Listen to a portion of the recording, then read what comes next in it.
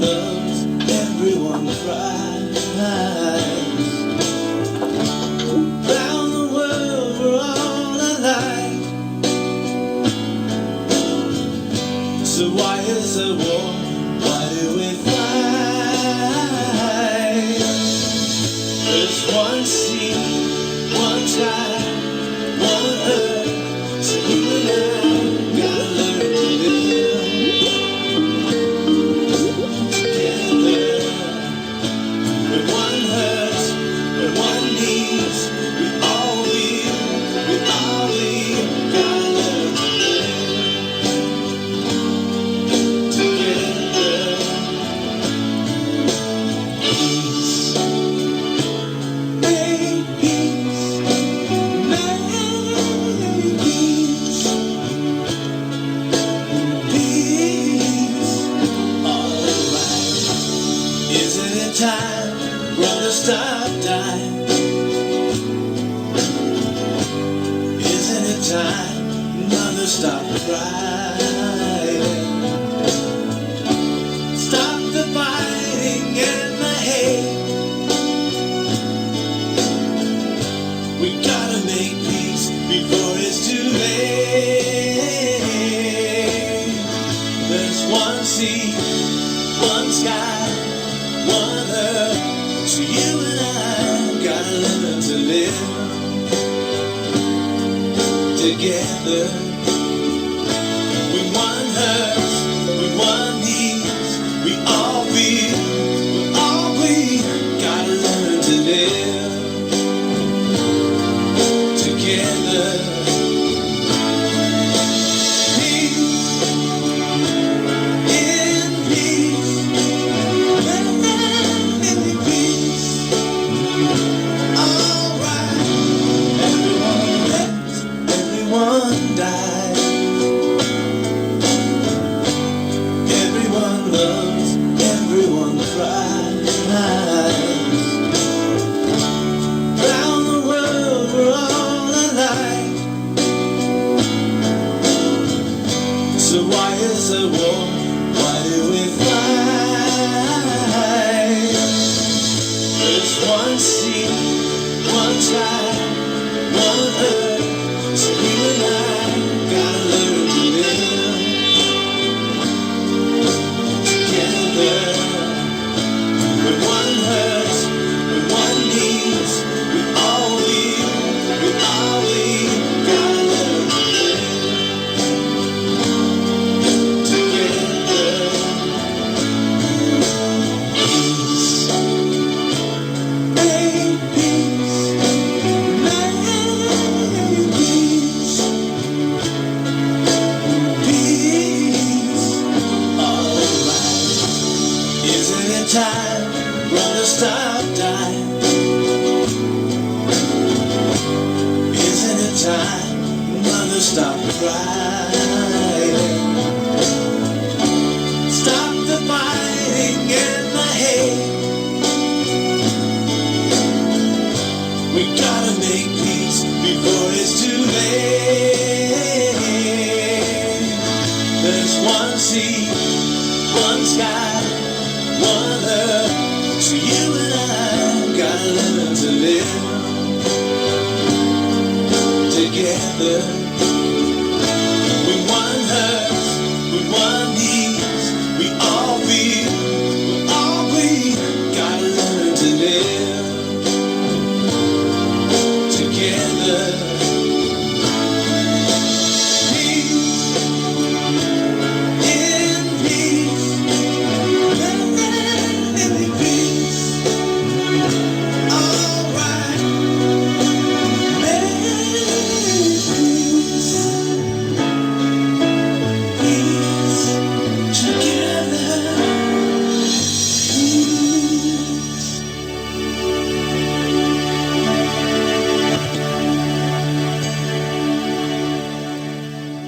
Welcome, everybody. Welcome to Between Two Worlds Shadow Chasing program. I'm your host, Eric White Sky Cloud. And yes, we are here, folks. And thank you guys for joining us in the Facebook chat room and YouTube as well. I got some friends on Skype. I'm actually bringing them in to do this program. We're looking forward to doing some really funky stuff. Okay. I got a fellow who I would say, met for the first time a few days ago. And his name is Rob Mercury and his lovely wife. They're, well, I should say, Rob Mercury actually is a remote viewer, and this guy is quite interesting. I had friends of mine actually talk about him, and they sent me some videos of what they were talking about. I'm going like, oh, this has got to be interesting. I've got to bring them in. So I decided to have them be part of the program, and so I decided to bring in. I asked them if they would be interested in coming on the program. So and they said yes. And I go like, wow, we have something in common. Both of us are remote viewers, but Rob has his own way of doing it. Okay, so as most people say, Rob actually sent me his bio, and I'll tell you what his bio is all about. He says, my story started before the turn of the century, around 1890 as an orphan. Not 1980, I guess. Grew up in London, worked in factories in the industrial, left the factories and ran containers of soup around the central London, then became a postal courier. Now this is funny because he's writing the story about him being a postal courier. Years ago when I was young, in my 20s, late mid-20s, actually I was a inside postal worker. Something in common. Then he joined the Air Force as a career, finished school there, routed his photographic apprenticeship program. He ended up as an Air Force photographer and then progressed to airborne photography, went through World War II in the military until the age of 55. 1940s, ended up with the rank of captain from my pioneering work with photography, intelligence, then freelance as an intelligence surveillance using my photography. South Africa, this life now today, was born 1968. So his past life as well as his 68. Went to private church school, South African, military signals, intelligence, underground military base. I'm qualified as a graphic designer and a fine artist, reported into same intelligence group from the last lifetime. Been to basic locations around the world to reset this, my lifetime, still maintaining my position on confidentiality to my group. And I would say his group is, he's got a group page on Rob Mercury Chat on Telegram. He's not using Facebook as often as most people would say. Like, how come these people are not using Facebook? They don't use Facebook often, so he decided to use Telegram, which I find is much better, much more freedom. So let's see if we can get Rob in. Rob, are you there? I hope I didn't lose him. Can you guys see us now? Yep. Okay, you can see me. I can't see you. So turn your picture on, guys. See a lovely face. Good. So what we're going to do, folks, you will be seeing them on the screen here as I'm going to come forward. And here they are. And welcome to the program. Welcome Between Two Worlds. Cool. Yeah. So you guys actually, I mean, I'm reading your bio. I would say my past life, actually, I remember, I'm not sure if I told you about my last life. Actually, I was a Second World War British soldier, and I was infantry. And I got shot in my mid-20s. I even knew my first name. And then here I am back again, but I'm not shooting from the hip or from the shoulder anymore. Now I'm shooting from the hip.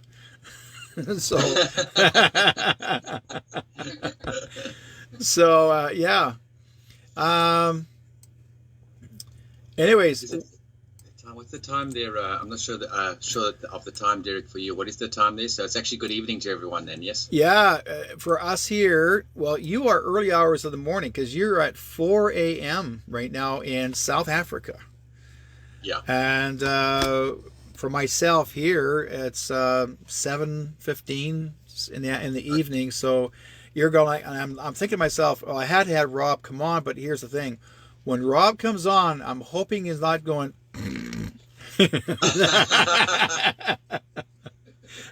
It's happened a few times with other people I've been interviewing on the show. Like, oh, the show's boring. I'm going to sleep. No. So, yeah. Anyways, what I'd like to talk about, Rob, I mean, even though we do say or have read your bio about, starting your story around 1890, but who is Rob Mercury? Why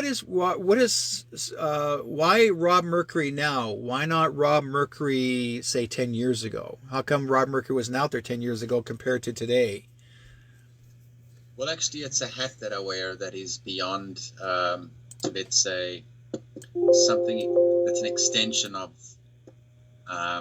myself. So I've always been involved in communications, in intelligence. I'm a kind of quite a specialist in the area of communication. So yeah. It's always been that way. It's been that way last lifetime, this lifetime. So it's never really changed. It's always been the same. And it actually comes from a very long ago, far away, distant hat I was wearing in my past.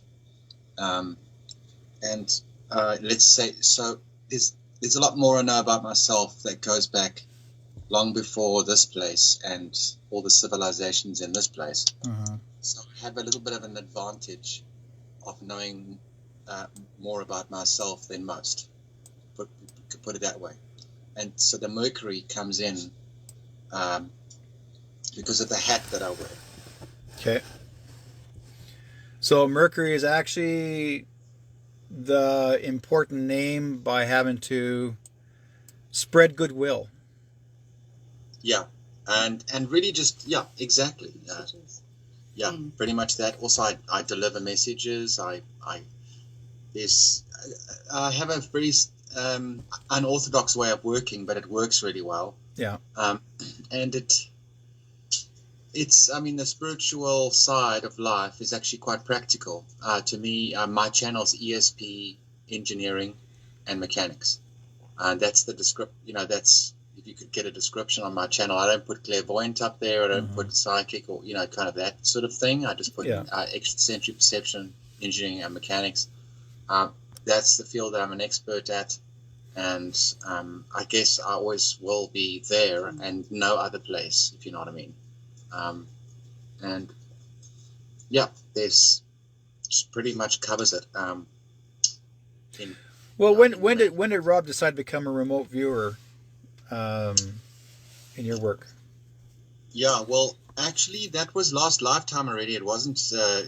Didn't really have all that much to do with this lifetime. I was already set on that course, but it actually was put more into practice later on in my life after I left the military. I ended up meeting a guy on an aeroplane because I was often on planes all the time because I was an airborne photographer. I was doing all these things from airplanes, photography, from. And anyhow, I was actually on my way to the States because I ended up later on in life training younger guys to do what I was doing, and there was a lot of technology and like some nuts and bolts and lenses and all different things. And so I would train people. I ended up going from the UK to the States. And when I was on one flight there, actually, there was a intelligence officer that I met on the plane that I was in. It was just, one of those typical kind of military planes where you have all of the belts dangling in the back, and there's maybe like 2 or 3 chairs there, and it's really like a cargo plane. It's, one of the sort of typical. So I ended up, and he was in the plane with me, and flying across the ocean, you got a lot of time to talk. So we started chatting and everything like that, and that's how it all really started. It started with that meeting that I had with this guy. This guy was very different from anyone I'd ever met, and I'd met a lot of people and a lot of generals because, with taking photographs, you end up in their office and they want to, So I'd met them all, really, a lot of people, especially through the war and everything. And this is towards the end of the war. Yep. Sort of like 1955, 1945, 46. And and that is what got the whole thing started. Did I answer his question? Did I ask you a question there, Derek? I was trying to No, you're doing good. Keep going. I'm doing good. Okay, so that's where it already started. This person felt very familiar to me, although I'd never met him before. So, and we had a conversation, and that's when I was soon to retire, like from the military. So what I did then was I ended up freelancing for him and working for him, and the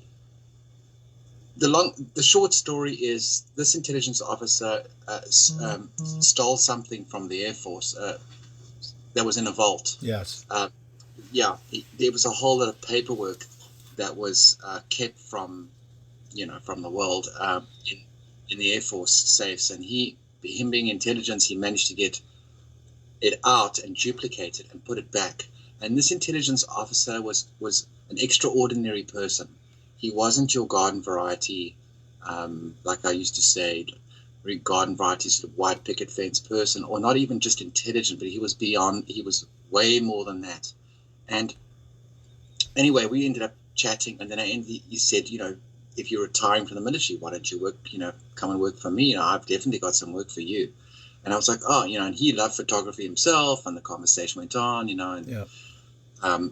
that's how it all got started. And what he managed to steal from the military was so sensitive, and then basically, he disappeared with all that stuff, and I ended up working for him, and I was that person that had to take, that wasn't seen, and did surveillance for him, and used my photography skills to shoot, people and scenes and everything else without them realizing that they were being photographed, and he relied on me to be that unseen person around to help protect him whilst he was busy with his own separate mission. Yeah. And the story goes on from there.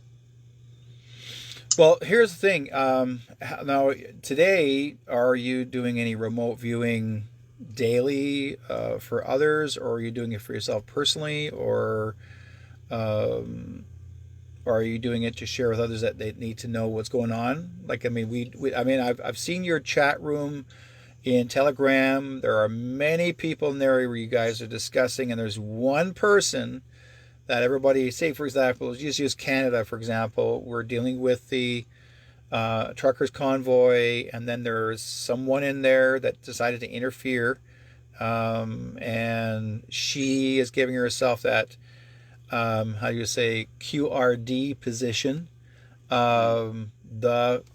something with something above her head that she thinks she's going to be this and all that. Have you ever tried to remote view that person at all to find out where she's coming from? Is she coming from her truth, or is she coming from her like that today?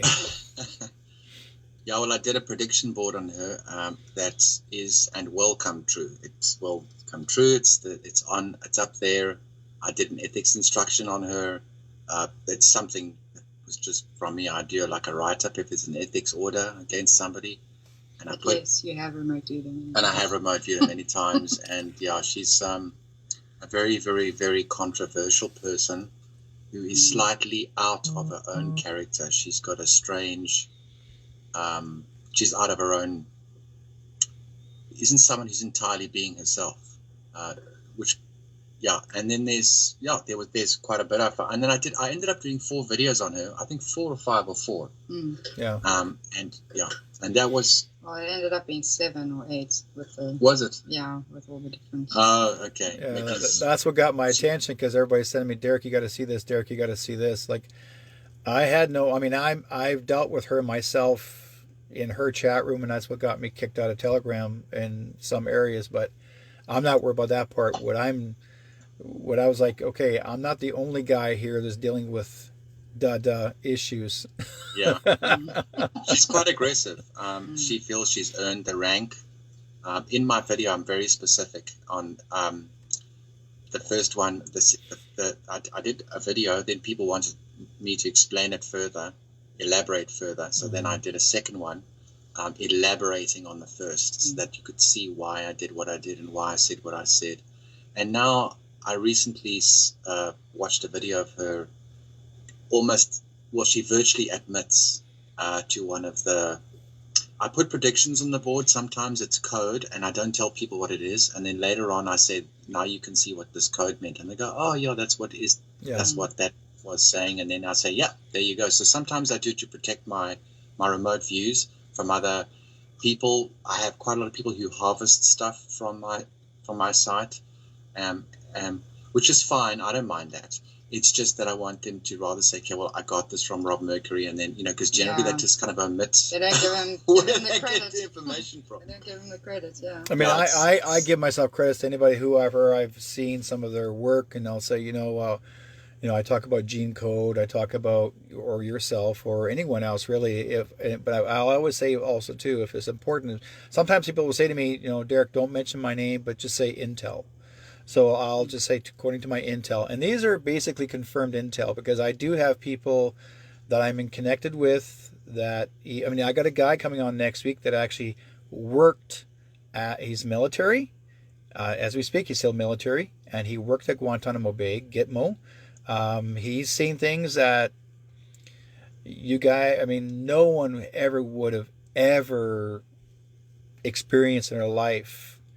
And that's all I can say, because when he comes on next week, it's going to be an eye-opener for everybody.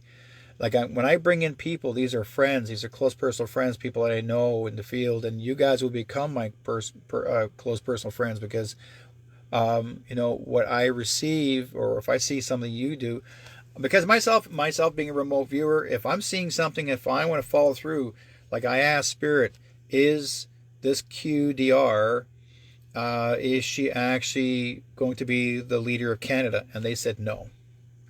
And I said, then why is she there? Because the question was, why is she there? She's there to confuse you. She wants you to get to, but they're not saying she wants you. Spirit wants you to be in control, to take the lead, and stop letting politicians tell you what to do. Yeah. Okay, so Yeah. basically, no matter what country you're in, I don't care if it's Canada or any other country, you still need to be in control of your life, because no politician has any right to tell you how to live your life. Yeah. Because we weren't born by them, we were born by God.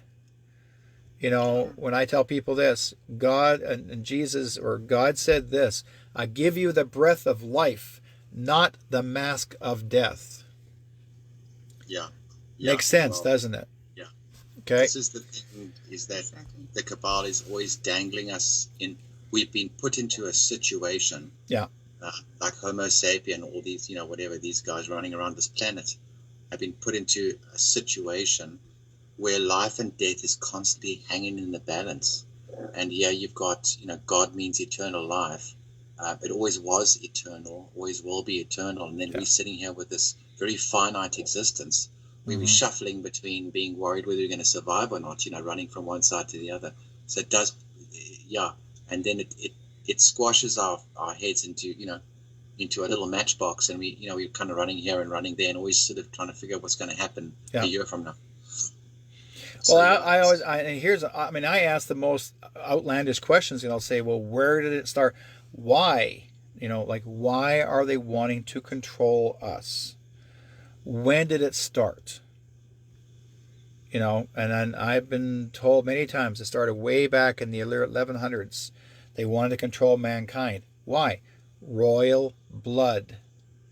Royal blood means, and not everything is pure, because royal blood means impure, because they never wanted to merge a lower blood to them in our own eyes to a higher, they call themselves higher blood. Because you look at some of the royal family, they stayed within their family of cousins, so to speak. We thought rednecks were as like cousin marrying cousin. No. The royal families did this for generations, way before they talk about the rednecks. They were more redneck than we were. Yeah. More like German rednecks, most. They should just go back to Germany. Whichever, how you want to call it, the thing is that they're all the same. They want to see themselves higher than anybody else, right? So then we're considered the lower part. And as I mentioned it last night to you guys, we're even the history of clothing. What we were never, I mean, the people in the past were never allowed to wear bright colors. And if you're caught wearing, if a poor person is caught wearing a bright color, they would take you to prison and arrest you, or arrest you, take you to prison, and have you possibly even executed because they call you a thief or you pretend to be someone. So you're only allowed to wear gray, brown, or black. They had you set in caste. You know, you're set in a caste level. And whether, you know, again, we're set in caste level because if you think about this, there's 3 levels of us: high class, middle class, and lower class. Where do you and I fit? Well, yeah. Well, we in the spiritual universe, we'd be upper class. Exactly. Right? But currently, we're sort of running around the middle class, someplace lower or upper, or who knows where. We're in between the lower and the middle. Like we're up and back and forth, back up and down. When's my next rent check coming in? But you know, I must just. There's a very, very ancient story to the Cabal, which is not hasn't anything to do with this location. This is just one of the locations where they have a franchise, but that, you know, type of thing. But that's a far older story. It's an ancient story.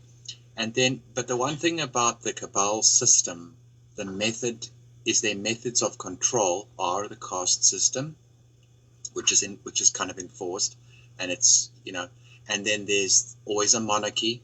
There's always monarchy that they put at the top.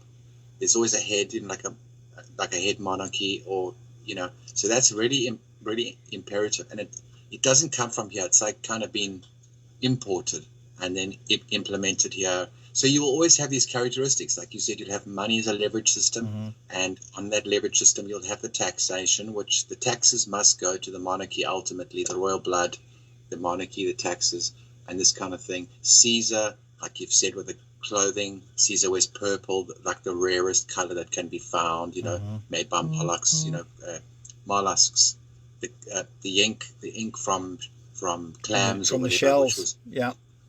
Mollusks. I think they're mollusks. Mollusks actually it's almost like they look like clams, or clams. They're purple. Yes. And they would take the shells and you grind them down and it looked like a dye. Yeah. You got it. Yeah. So he would wear purple, being very royal, and then you know who else wears purple? The other. Yeah. The bunny to be with split ears. Yeah,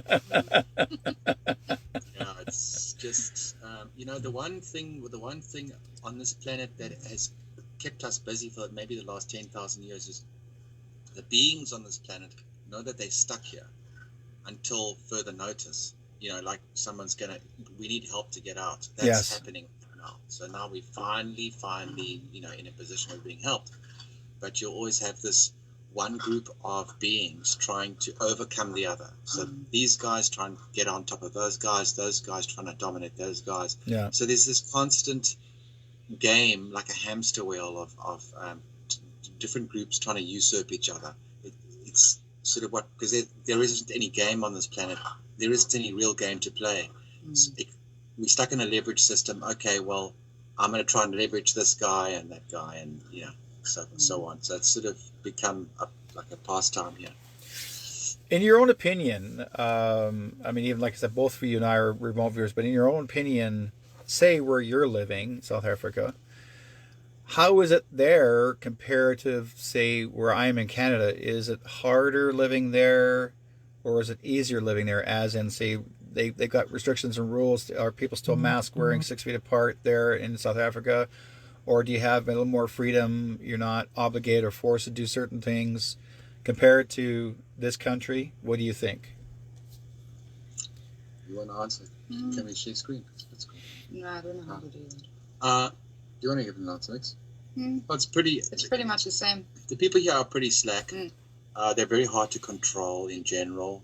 There's a lot of tribal guys down here, like African tribal, sort of indigenous type of whatever. Well, we're already indigenous in one way or another, but just that they're very. There's a lot of superstition, put it that way.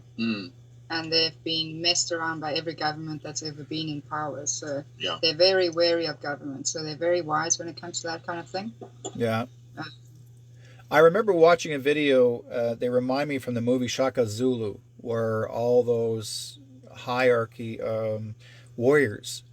And I remember seeing this one video that they came into the city, and the government was there, and the government was starting to beat on people, like, you know, billy clubbing them, and the warriors came in old regalia, like they would the old ways in living, like if they were living in their territory, and they came in and they went after the police. I mean, the military, like they went down on them, and the police went that way. Yeah. And they took the village. Like they're like, no, you're not doing this. I remember seeing that maybe a few months back, and I'm thinking like, whoa, that's so cool. You know, like you're looking at this as a movie, but it's like, wow, you know. Yeah, they can be very aggressive. We need that here. I mean, if you piss them off, Oh. oh my goodness gracious! The government are actually very afraid of the people. of our people because they're so volatile. The other day, they didn't have enough to eat. There wasn't enough food to go around. It's about 50% unemployment in this country. So you kind of get the idea. Really, it's very third world. Yeah, they say it's about 39%. They fiddle around with percentages, but it's actually more like 50%. And there wasn't enough food to eat, and people weren't getting, you know, with this corona thing, they said you must stand in a queue and get a food parcel, something like that. Yeah. And the government's terribly corrupt, like very corrupt.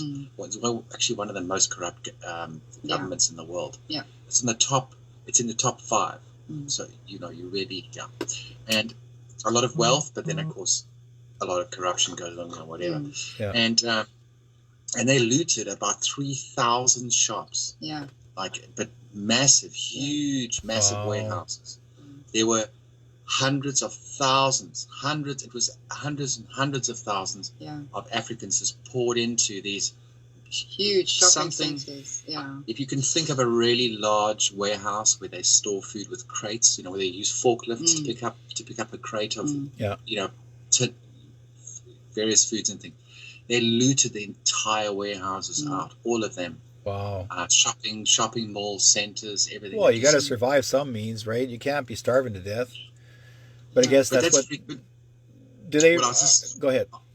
I was just going to finish to say, look. So then, at the end of the day, you know, you ask them to wear a mask. Half of them don't wear it. Yeah. And if they get pissed off, the government's like, well, what are we going to? They've just recruited 50,000 more policemen. As if it's going to help. It's not going to work. Well, we're bringing 50,000 more police officers. Now, wait, we have over 150,000, maybe more warriors coming in. So you really want to play with these boys?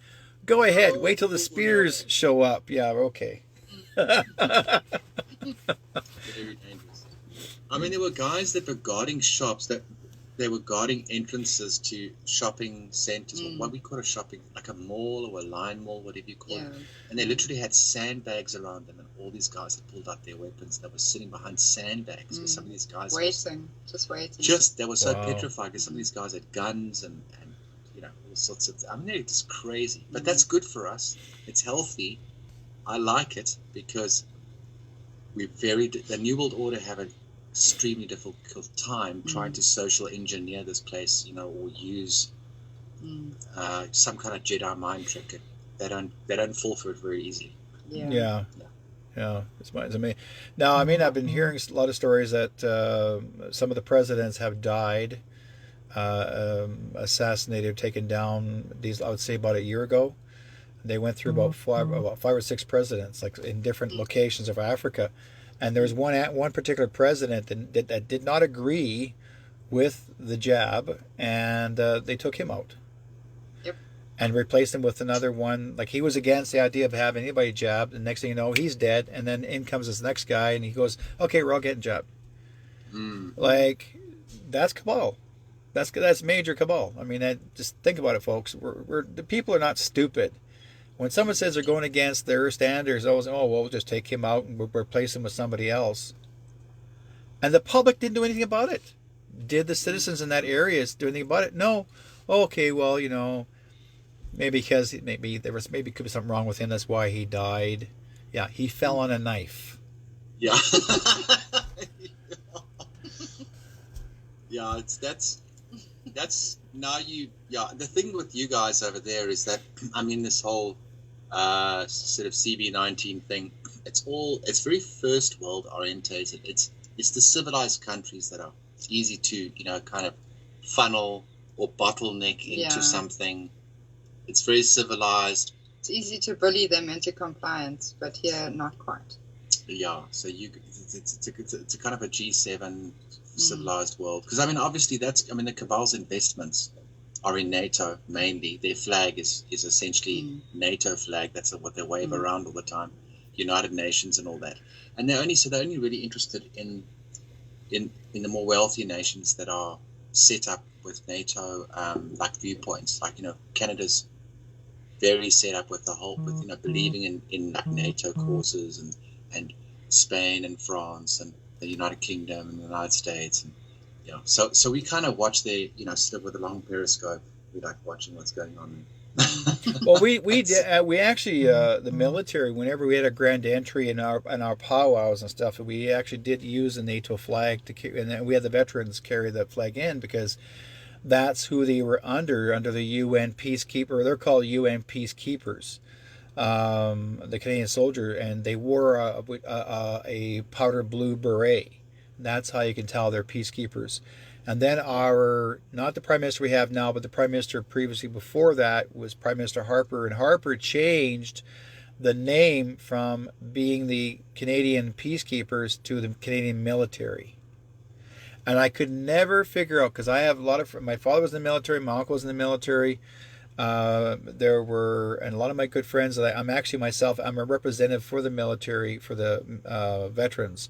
I was given responsibility to carry their flags into the grand entry. So every time there's a grand entry or any kind of event on, they call me up, I bring in the flags, and then they would walk in their entry. And they also gave me a ring to prove, because there's 4 of these rings, that only 4 of a kind, these rings that these 4 veterans that were the representatives of the West Coast region, and I was one of them actually that they gave this ring to say, this is your proof, this is who I carry these flags for. So anytime that my responsibility, I've been doing for over 20 years, I bring these flags with me, and then they do the grand entry. But why I'm bringing this up is because the veterans today have been suffering just as much now than they ever did in the past, because it went from becoming peacekeepers to now Canadian military. The peacekeepers don't agree with what NATO is doing. They're going like, nah, that's not the NATO we know. So it's all changing, and they know that. They're beginning to see that. Yeah, it's an interesting time in the world we're going through. It's very, very interesting. It's it's like the sovereignty of nations. They call it the sovereignty of nations. Okay, what is it? It's liberal hegemony or something strange like that, like liberal, democracy or something. Yeah. But it really isn't anything to do with that at all. Democracy is actually quite boring. To think, you're just going to put a cross on a piece of paper for one man or a few people. It's like I have the saying that, politics is for children, yes. Which it is. And it's really self-determinism. That is, and self-determinism, they call it nationalism in politics. That's the word they use. But it's sovereignty of states. And that's always been what the world has stood. Sovereignty of a state, of a nation. It's very difficult to get social engineering into people that are very patriotic. It's always quite complex. Yeah. And that's why the CIA have specialized in usurping nation states and nationalism, because they've got to try and get their democracy in. And people are actually, it's technically correct to say, this is proper research, that that the security of the people of that state, their security is more important than their religion or their religious standing or even their rights. Their rights are important, but security is the most important thing with any nation state is to make sure they're secure. Yeah.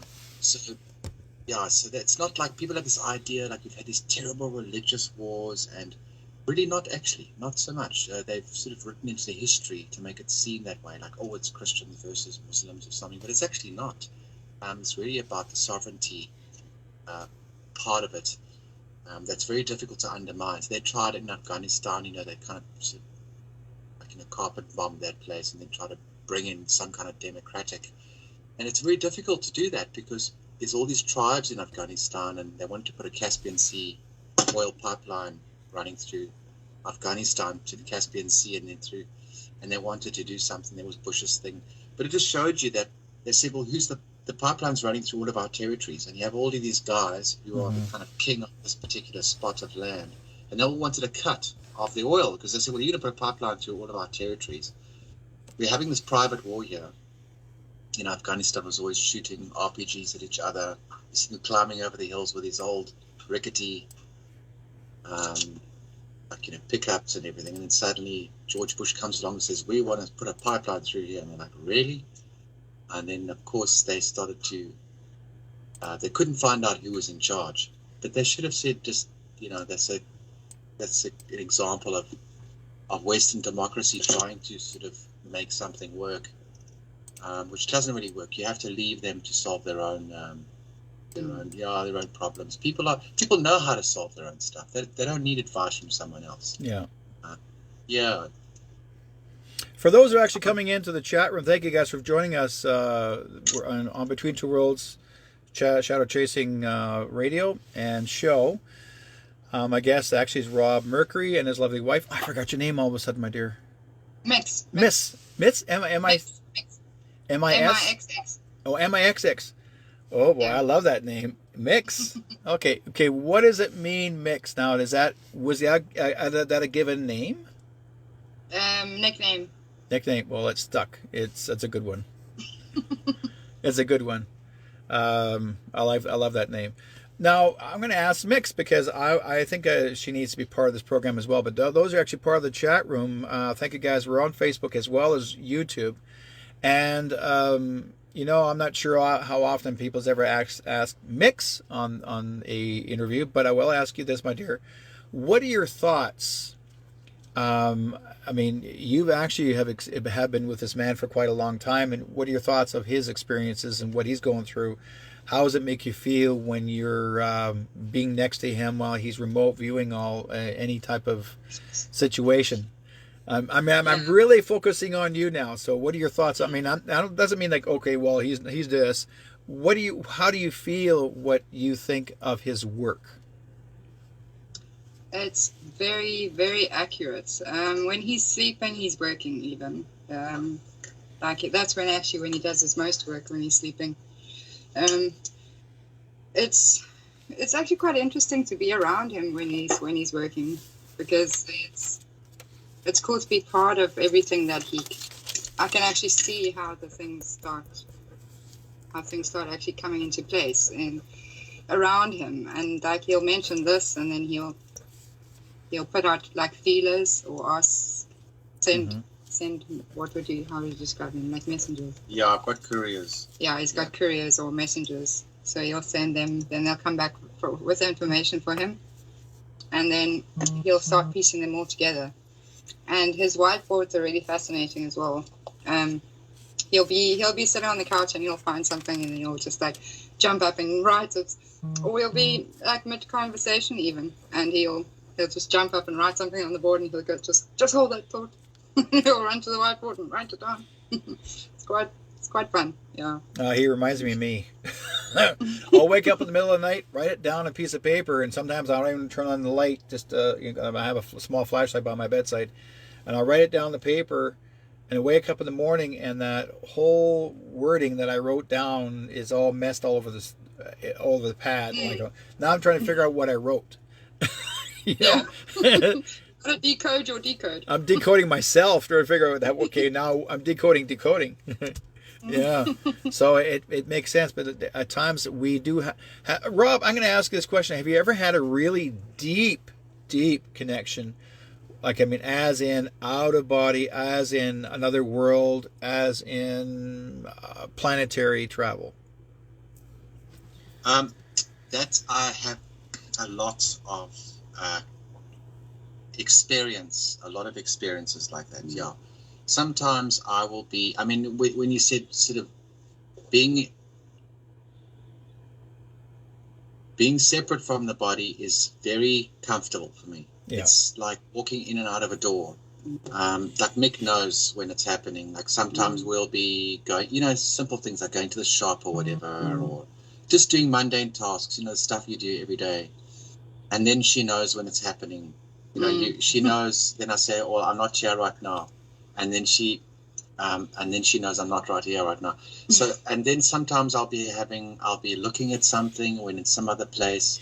So I have to kind of watch myself. Then I'll have to come, be here in this. So I work by location. That also be a being can arrive at another location, and then and that's really how beings operate. I mean, that's how we operate. That's what beings do. They're in this location, that location, this location, wherever. Well, like I can see when he's working, because we'll be having a conversation and his eyes will just glaze over, and I don't even have to ask him if he's still here. I just stop talking. I'm like, okay, well, So I'll it's pick up almost when like you come Rachel, back. honey, are you there? No, I'm not here yet. Yeah, there we go. That is exactly the way it works. I'm not back yet. Wait, just a minute. Pause. And then also, I'll always have my clipboard with me, okay? Because my clipboard, sometimes when I do sessions, I do like private sessions on people, so I use kind of a clairvoyant link up to that person, and then when we first started chatting, and we were talking, it was evident, totally evident, that I was talking to an Indian. You're not Canadian. You're not a white Canadian. Yeah. You're an Indian. Yeah. You're still the same person that you always were. I mean, it was like Yeah, he did. it was so obvious, and I just thought, then you called back later on, and we chatted, and it was like, okay, was we fine. It was very interesting, and that's one of the things I do in session. For example, it's just another application, and that it helps. I have an advantage there because I can sometimes see someone who's passed away or whatever. I can locate that person. I mean, there was a time where I did a session with somebody where we had a 3-way conversation with the person that had passed away. This guy was called Mark, and he, can't actually tell you anything more than I'm not supposed to mention his name. But anyway, that was his real name when he was still around. And this was quite significant. It had to do with the military and things like that. So it was because this guy was and anyhow, but we had a 3-way conversation, and that was amazing. And I mean, there were jokes that went on, and these two people were very close. So they had a lot of affinity for each other. Yeah. That's like Rob jumps on the affinity line. So he'll like bounce from that person who's sitting in front of him to the other person. It's like a bridge, like an automatic thing. It's very similar to, that superheroes movie where they have that bridge. It's Thor. A Ragnar, whatever. Thor with a Ragnarok, hammer. yeah. Okay. Yeah. Yeah, what's that? Ragnarok. Yeah, Ragnarok. Now, you know that bridge where they go into that thing that spins around, and there's that sort of rainbow bridge. It looks like glass, and they walk along this glass rainbow bridge. That's what the emotions are like. It's like it looks, it feels, and it looks like that. It connects one person to another, and then you can get data. Because the one thing that beings are looking for is they're all looking for data. Even if there's that, it's aesthetic, it doesn't matter about that. They're always looking for that data. That's very important to them. And so that's one thing. And then there was something else he was asking. There was another part to it. Well, I just thought of something now as well. He also predicted the name Truth Social. That was quite fun. Yeah. Yeah. There's a lot of things that I predict. A lot of things. Yeah, that was just to... And he also predicted the truckers convoy in Canada. Yeah. Sometimes when he sees things, he doesn't know what they mean. Yeah. And then like later as it happens, then it starts playing out, and then he's like, okay, that's what I. So he just saw masses of people in the streets protesting and like. Well, But with an enormous with amount of power. Power, Yeah. yeah. Massive Like, amount. Like, huge. there's, well, if they you take, yeah. Mm. They The want you. emotion. They want you to share it. That's why they're showing you, because they want you to share it, because they want you to get confirmation to help you understand that you're correct in your predictions, or correct in what you are remote viewing.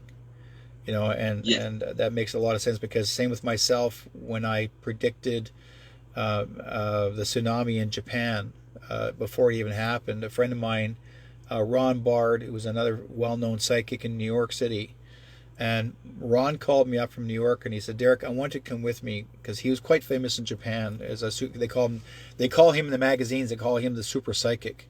And Ron used to read for corporations, companies, that big corporate high dollar companies, and they would pay Ron $5,000 an hour to read these corporations, and then he was always that accurate.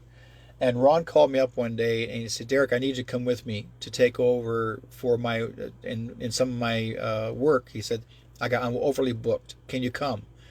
And I said, I probably could. And he said, "Okay, well, let's get your tickets together and go." He said, "Well, I'll give you half the money that I earn." The amount of time we're going to be there was about 10 days. And I'm thinking, oh my God, like 8 hours. I'm trying to figure out the time between 6 and 8 hours. And okay, I'm going to make a fair good amount of money when I get home. And then I said, okay, so I got my passport ready, the whole 9 yards.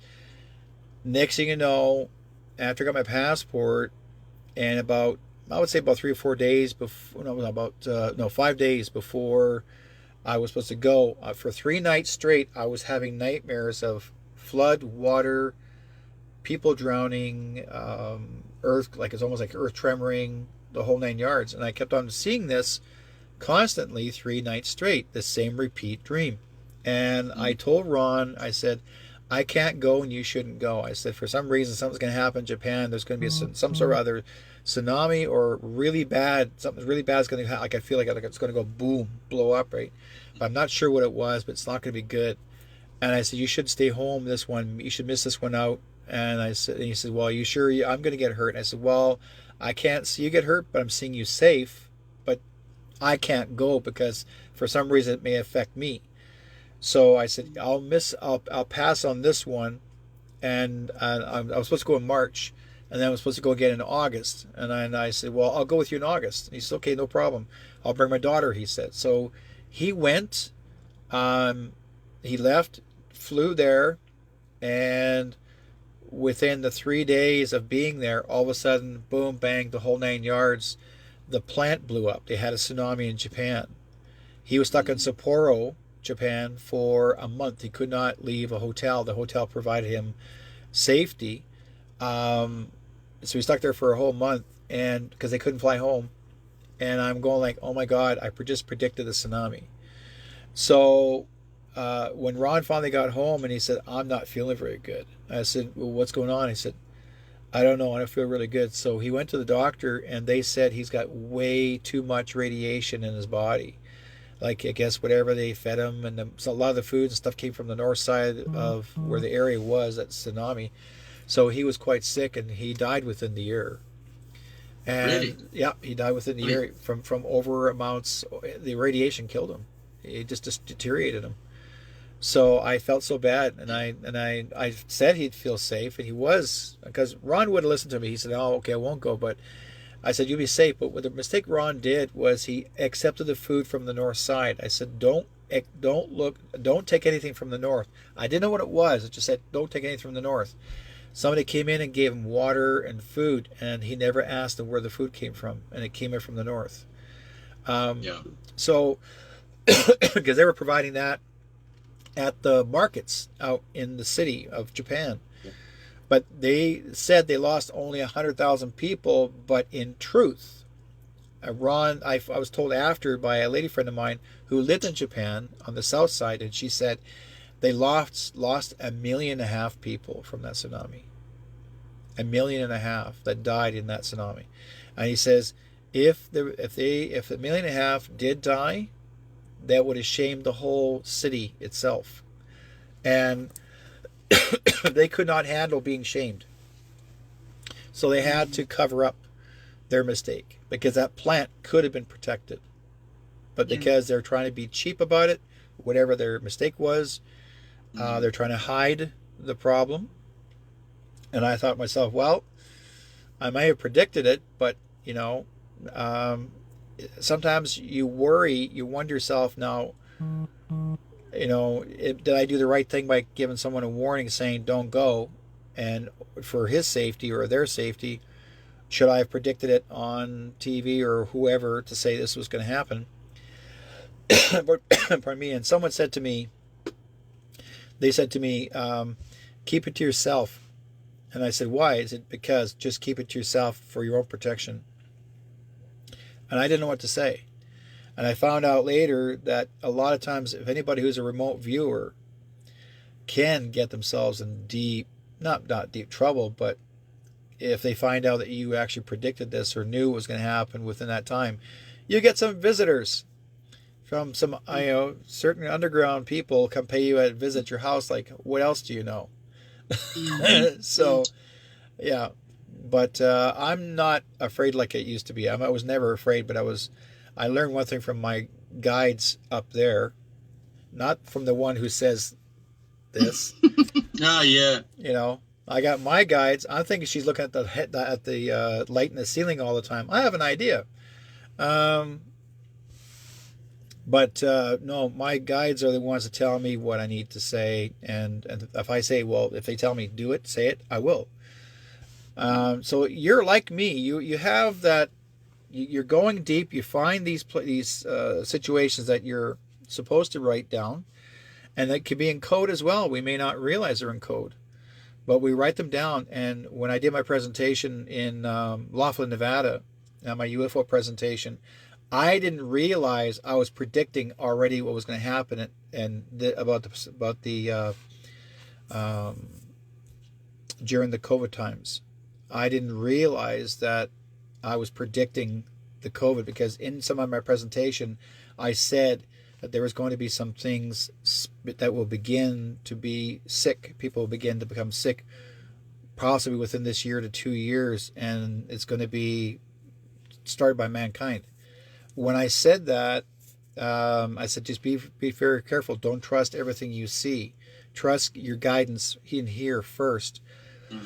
So when I told people that, it's up to the people, or if I shared that story, I should say, people would either accept it or don't accept it. But the thing is that we ourselves don't realize that we're actually saying it, so, or even predicting anything, really. We just say what we're told.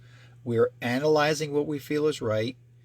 And it's up to the rest of the public to make that decision, whether they like it or not. Does that make any sense? Yeah. Yeah. Well, I only ever go for what's for what's available. I don't bother sniffing around for too much that's not available. If someone tries to mystify me or kind of be a mystery, I mean, then that's different. I'll end up cracking, because sometimes sometimes I only get so what's available. Yeah. It's like if someone's communicating and they want. They're happy to have the communication. Get that people make decisions. If the project managers that are handling the Q project, because that's really what they are, if they make a decision, that's important. Yeah. Generally, I'll pick up on it, and I know other people do, of course, because they feel it. Yeah, you experience it. It's more of an experience than it is, and then sometimes you get pictures with it or whatever, but. If it's available, then they're communicating. Like I always say to people, what is it like to be a remote viewer? I say, well, look, it's quite easy, really, because if they're communicating, then you'll get something. And if they're not communicating, you'll get nothing. Yeah. You see? So you want to go where the communication is available and not bother yourself with beings that don't want to communicate. You don't want to communicate, you can just stuff off. I'll go over here and I'll get it over here and thank you very much. And sometimes you've got to steal information out of people's heads. I'm quite good at doing that.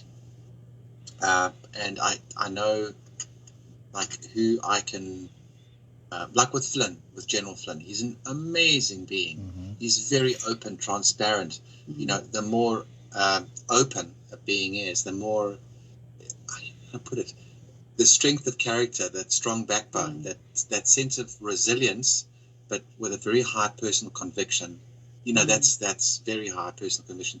That's General Flynn.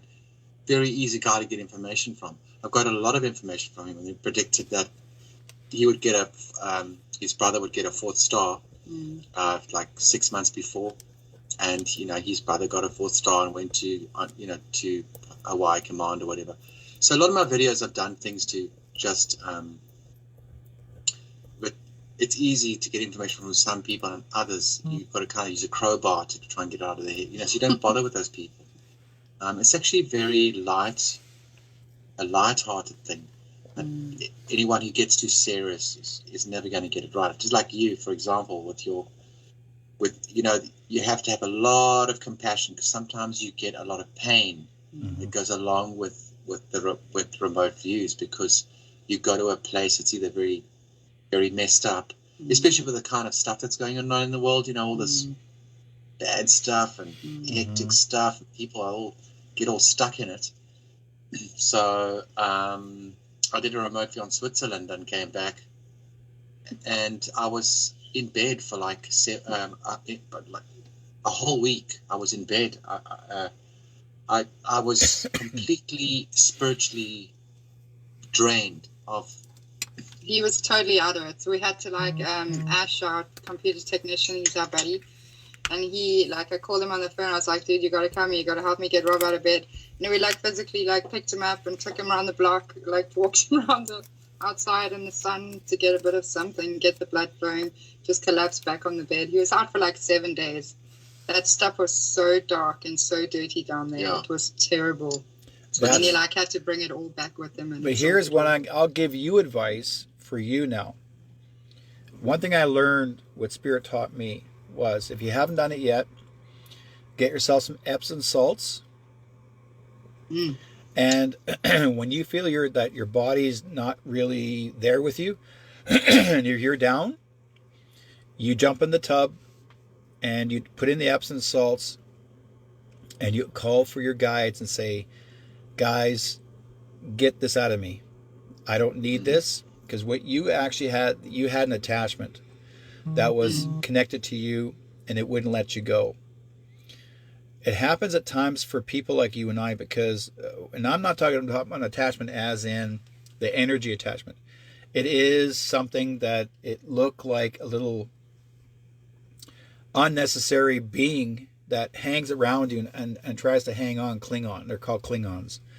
And they don't leave you alone. They like to mess with your head and make you feel like you're depressed and the whole 9 yards. When I learned from my guides, in fact, they'll even try to take you over and they want to look through your own eyes.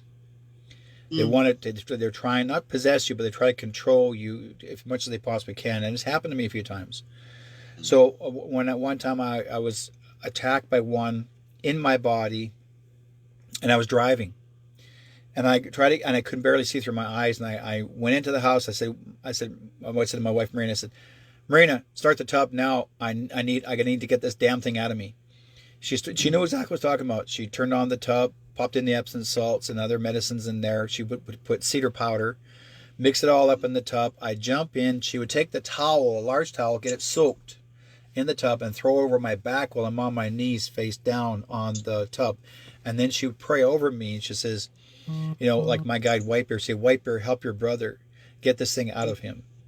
And by the time she's done with me, matter of a few minutes, and I feel like this pull, it jumps out, and next thing you know, I'm way better. I feel like I was refreshed like a little baby, like I had a good cleansing, but even more than just a bath. It came right out of you, because you don't need that. It doesn't belong in you. You and I are the same. We go into different dimensions, because here's the thing most people don't realize. Yes, you're a remote viewer. And I'm going to give you a little bit of a storytelling about you. This is why I admire you so much, because you remind me of me. You're an interdimensional traveler. You're not just a remote viewer. Interdimensional traveler, if you don't know what this means, that means you go from different levels. And you go to places that are good and places that are bad. And there's always something in there that's going to try and go after you. It doesn't want it to attack you. It wants to attach itself to you. Because it wants to control or take what you've got. It's jealous of you. So, and it can be an emotion. Something that we try to fight against since we're young growing up. But that piece in the background, it wants to take some of that from you, from your childhood, or something from someone else that you once knew growing up that is still part of your memory. That's why the women call it the Pandora's box. When a woman gets hurt, physically hurt, whether it's through, physical emotion, attacking, that sort of thing, and she gets even sexually assaulted, a lot of times women will actually hide it from the family. So she puts that into a Pandora's box and keep that a secret. But as she becomes older, she becomes bitter because she hasn't released the forgiveness of whom harmed her. Yes. So yours is your way, and when you learn to go through these interdimensions, and I'm talking about levels. I went through levels. That's why people call me a shaman. Yes, but because a true story of a shaman is one who goes to different dimensions. And I've had many a medicine man from all over the world before internet even existed. Back in the 2000s, there were medicine men looking for me, that people have traveled to different countries and asked these people that they've met up with and said, do you know White Sky Cloud? And they said, yes. And they'll say, give this to him when you get home. Why? Because these are men that were remote viewers, and they know that sometimes we need protection, and the only protection that will help me is coming from other parts of the world, not local. So I've had people give me medicine from Machu Picchu, from Egypt, from the New Zealand, different parts of the world, different medicine men, and they're handing them, and they're handing these people. And one girl, she went to Peru, and she came back with 2 condor feathers, the biggest condors in Peru. Now, normally it's illegal to bring back condor feathers because they won't let you have them.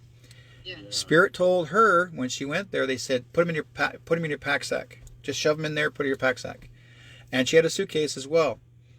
And they said they won't bother you. And so they told her, bring these feathers for me.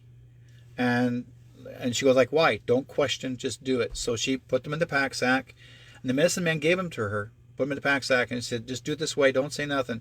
So they said, you have anything to claim? Didn't say a word. She just paid. She got, her attention was paid away from it. So they were focusing on her suitcase. They went through. They never looked at the pack sack. Just grabbed it, and she grabbed it, took it, brought it home, and she says, I have these 2 big condor feathers, bigger than eagle feathers, for you that came from the medicine man in Peru, and you're supposed to use these. So as soon as I got them, I went, oh my God. I mean, from my desk from here, they're that long. They're huge. Twice the size. Yeah, these condor feathers, an average wing of an eagle is 8 feet. A condor is 12 feet. Figure it out. Yeah, exactly. Okay? But I got all these wonderful healing medicines from them. Why? Because they're watching over me. I get a guy coming all the way out from Japan, from Hong Kong, and he had a dream about me. Like, again, I was not on the internet yet. I wasn't advertising anything about myself. He just showed up. He said, Spirit told him to come to Vancouver to come looking for me. And he was actually a monk, a Chinese monk. He went from the temple. He came all the way down. He had an interpreter. This interpreter somehow found me, come to my door, and said, my master wants to talk to you. He saw you in a vision, and he wanted to come and talk to you. Well, what he didn't realize is that I have a grandmaster that trained me Wing Chi, who actually lived to the age of 230. And all he ate was fruits, nuts, and he had this little bag of food. That's all he had, and that's how he lived. He taught me Wing Chi, the healing modality. And after I was done, then he showed me how to do my art. It's like a symbol of my house. And I did it on a red sash with gold trim on it, and I painted on the material, and I hung it on my wall in the entrance of my home.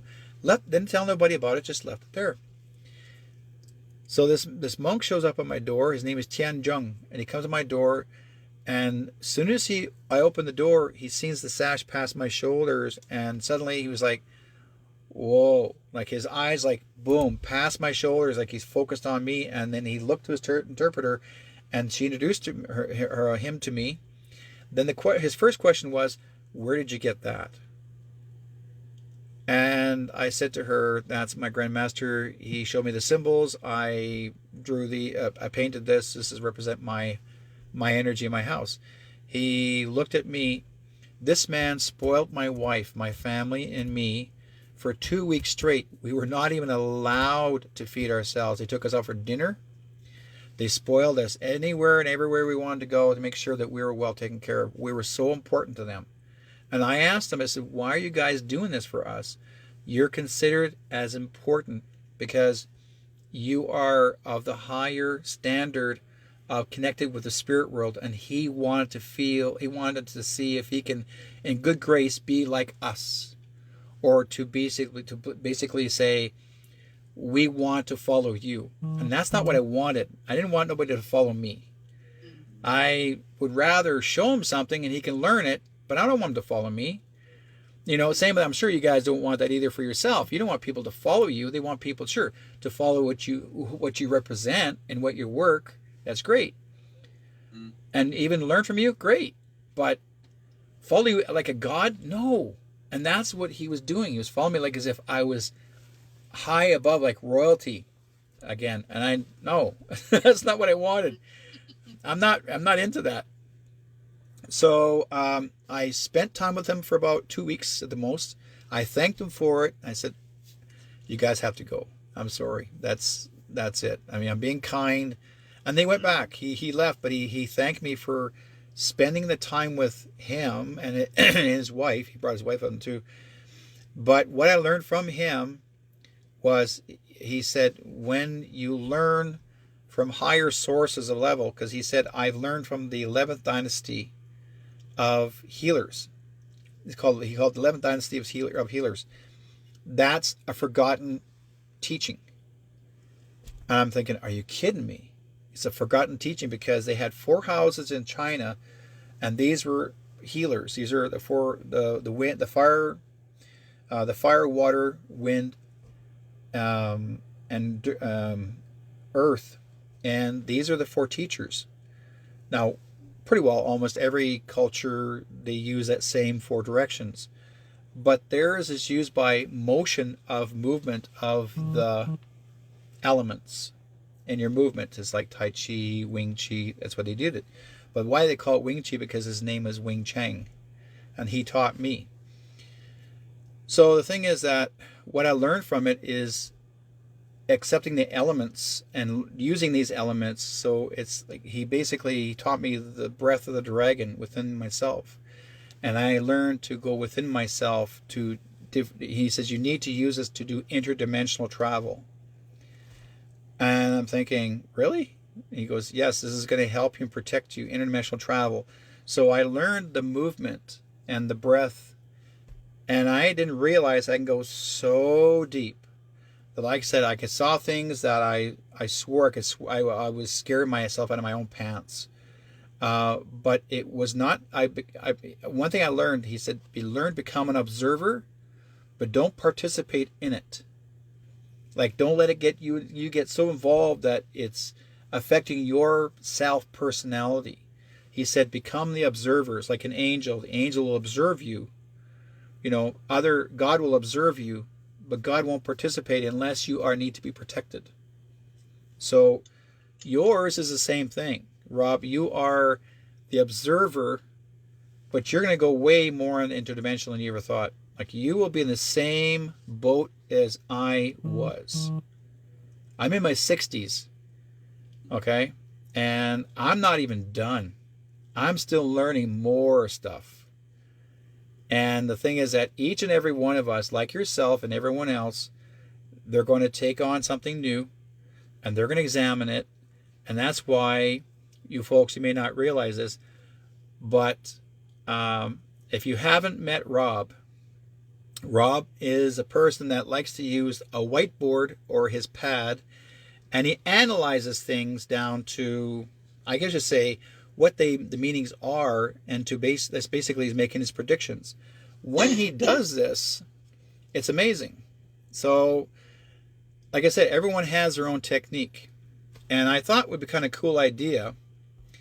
And if you haven't experienced this before, folks, Rob Mercury and his wife Mix are here, and they're actually going to be, and if you haven't found Rob before or heard of him, go to Rob Mercury onto he's got a chat room in Telegram.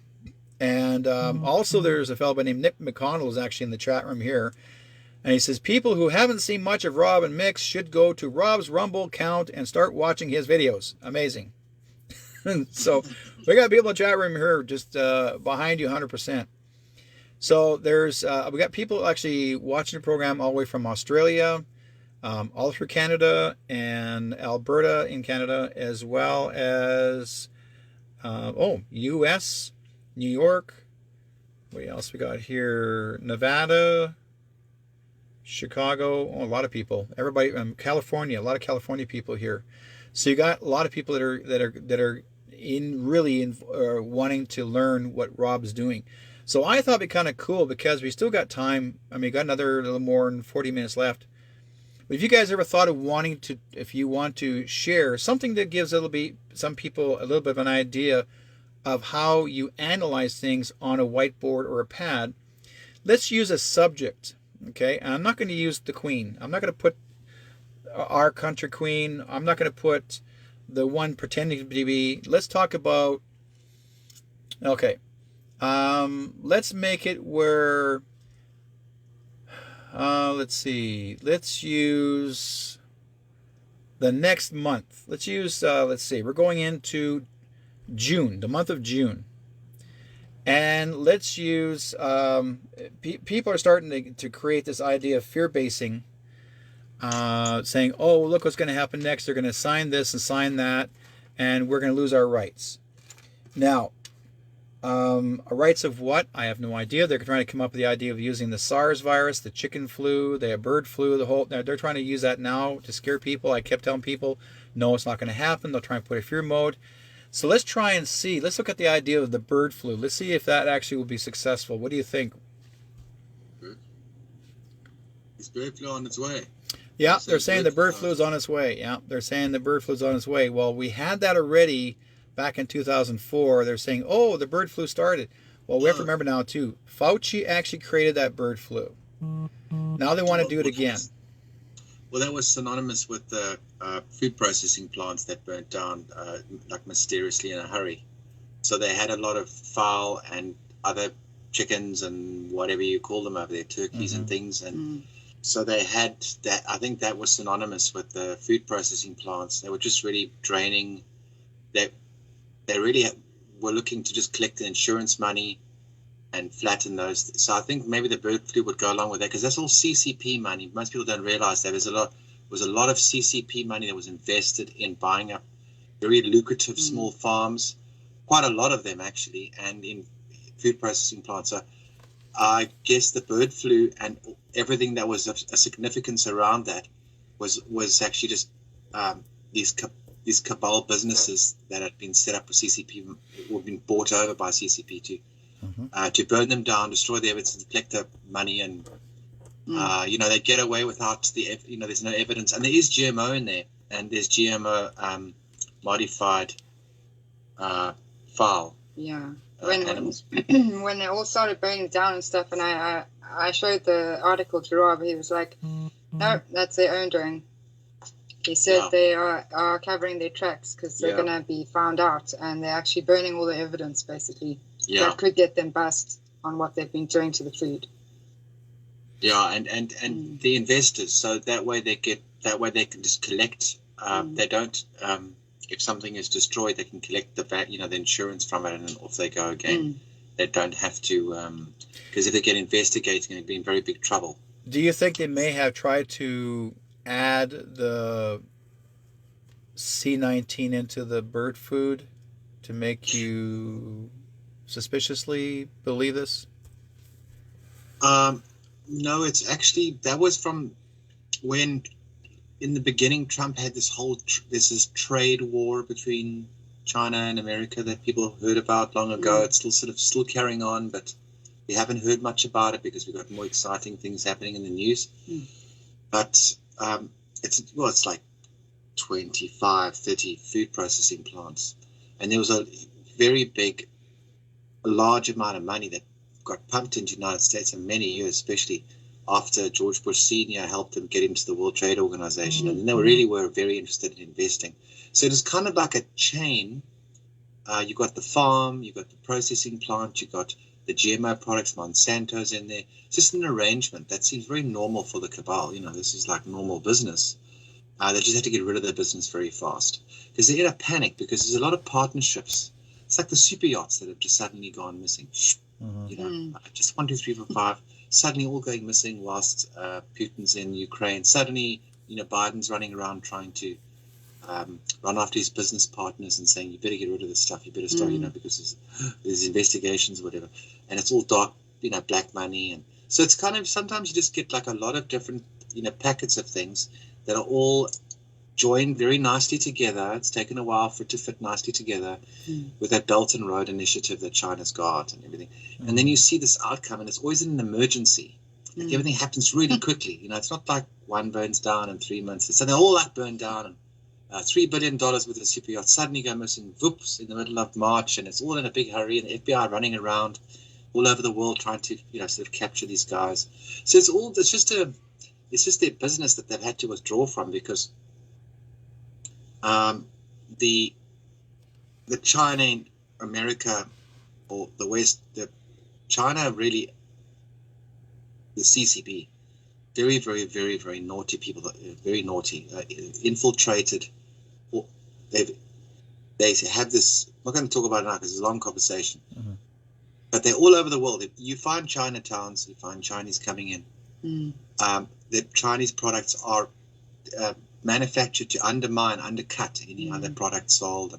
So they're very clever at how they're undermining the margins, the profit margins of things, so that whatever. So it's so I don't know so much about bird flu, but I can say that there might be another scare of something, sort of coming out. Well, there's another one they're bringing out now. It's called VAIDS. The VAIDS. They're bringing that out now too. So they're calling it VAIDS. What are your thoughts on that? You ever heard of that?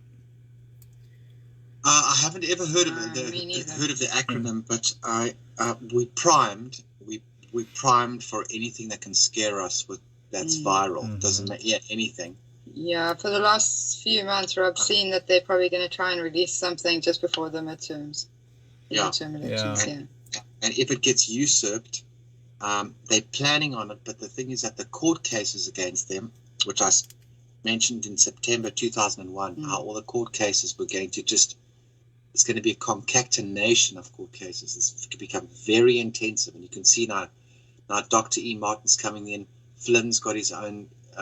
General Flynn's got his own court case. All these different court cases are suddenly coming to a head. There must be like a string of them, so many of them, and there is no, they have to get those court cases out the way when it gets to midterm, closer and closer, because they don't want all this bad press, all these court cases. But the thing that I think is going to end up happening is that I think that's going to be usurped, and I think that it's what is that thing? The 10 Days of Darkness thing, or whatever they said. That thing, the shutdown of the internet. It's very, very big. Close. That's definitely going to. Still going to happen. It's still going to happen. Yeah, it's like some people say. Well, 10 Days Darkness is for the bad guys. Well, to fear the bad guy, for the bad guys, he has to fear that because basically. That's going to be the day where they get scooped. And I tell people not to fear those 10 days. It's still going to happen, because I asked Spirit. I actually was sitting with them, and I said, is this still going to happen? Yes. Is it going to happen all across the world? Yes. We all have to go through it, because everyone has to see the truth that has never, we still haven't been shown the truth completely, because the summer hasn't come yet. We're still in the spring. Yeah. So once the summer comes in, no matter what part of the world is, once summer comes in, which is the month of July, once July comes in, then you'll start seeing changes, because everyone is, I guess to say, one thing that I will say, this letter is, they themselves in the letter is, they're going to do this, and they're going to do this because of summertime. They need to do the summer, because that gives people protection, and not to fear being without power, or being without internet or phone service, because all that's going to get shut down, to the point of that we have to see one television set, pick one channel. That's going to happen still. We have to see the tribunal. And this is not just a few people, folks. You're looking at over 300,000 or more convictions, prosecutions. That's why President Trump hired 300 judges. He didn't hire 300 judges for the United States of America. He hired 300 judges for Gitmo. So this is bigger than all of us, and we get to watch all of this. We have to see this. Whether those are awakened or not, they have to see the truth, because the prosecution, the charge and the prosecution and the sentencing will tell you what they did wrong. And this is, like you said before, cabal. This has been going on for a long time. This is not just a few months or a couple of years. This has been going on for over 70, 80 years in Hollywood, and since it began, and probably even way before that. So it's been going on through generations. But the thing is that there has been some time traveling that has taken place. I'm so pleased about it. I'm excited. And there's a man who invented free energy. And I guess when I was sent this one video, a friend of mine sent to me, and he said, Derek, you got to see this. You got to see this, he said. And I looked at it and I went, yes. I was like, yes. When I fist bump somebody, like, yes, that made sense, because when you hear a story of someone passing, and yet you're hearing the story, and yet Spirit's saying to you, no, they're not gone, then why does someone keep on saying, no, they've been dead for a year and a half or 2 years? No, I'm told they're still alive. Well, then people are creating misinformation for a reason. And that is to confuse either the cabal, or to confuse others, make them think that, okay, well, who are we going to turn to next? And when I realized after, and I'll talk about Mr. T in the U.S., where I've heard stories, rumors saying, oh, well, he's been gone for a year and a half. And there's people saying, oh, no, yeah, other so-called people saying, yeah, he's been dead for a year and a half. I'm going like, no, he's not. Then I heard from Spirit saying to me, he's not here, he's on another planet. Because they say, oh, he's gone, but he's not here on this earth. But your first thinking is, oh, he's passed away. No, he's passed away. Like, he's on another planet. He's protected right now, because I've heard so much people saying to me, Derek, he's protected because he's had so many near-death attempts on his life. Yeah, on his life. So basically, there's 3 of them. They're not clones. There's 3 of them. One's from the past, one's from the present, and one's from the future. The one from the past is coming to the present. The one from the present is coming to the future. The one from the future is actually is looking back to see how far it's come so far. And that's been proven because I've seen pictures and videos of that person, of T, on the background and the platform. That's the older one of him, and the one is in present, and then one in the past is down below in the platform, the bleachers. All three of them are the same, except that one's younger and one's older. So why are all three seen together? Because I remember hearing stories of people saying, "Oh, you not all. If you see your past or you see your future of yourself, that's walking up to you from the past or from the present. Is that wrong?" No. And I'll tell you why. I saw my future. I saw someone in my trailer park, in my modular home park, in a trailer, look exactly like me, 20 years older. And I walked up to him when I was walking my dog, and I said to him, "Man, you look familiar." And he goes, "You should. I'm you." He came from the past or the future to see what I was doing. Why am I in a trailer? Like a little RV trailer.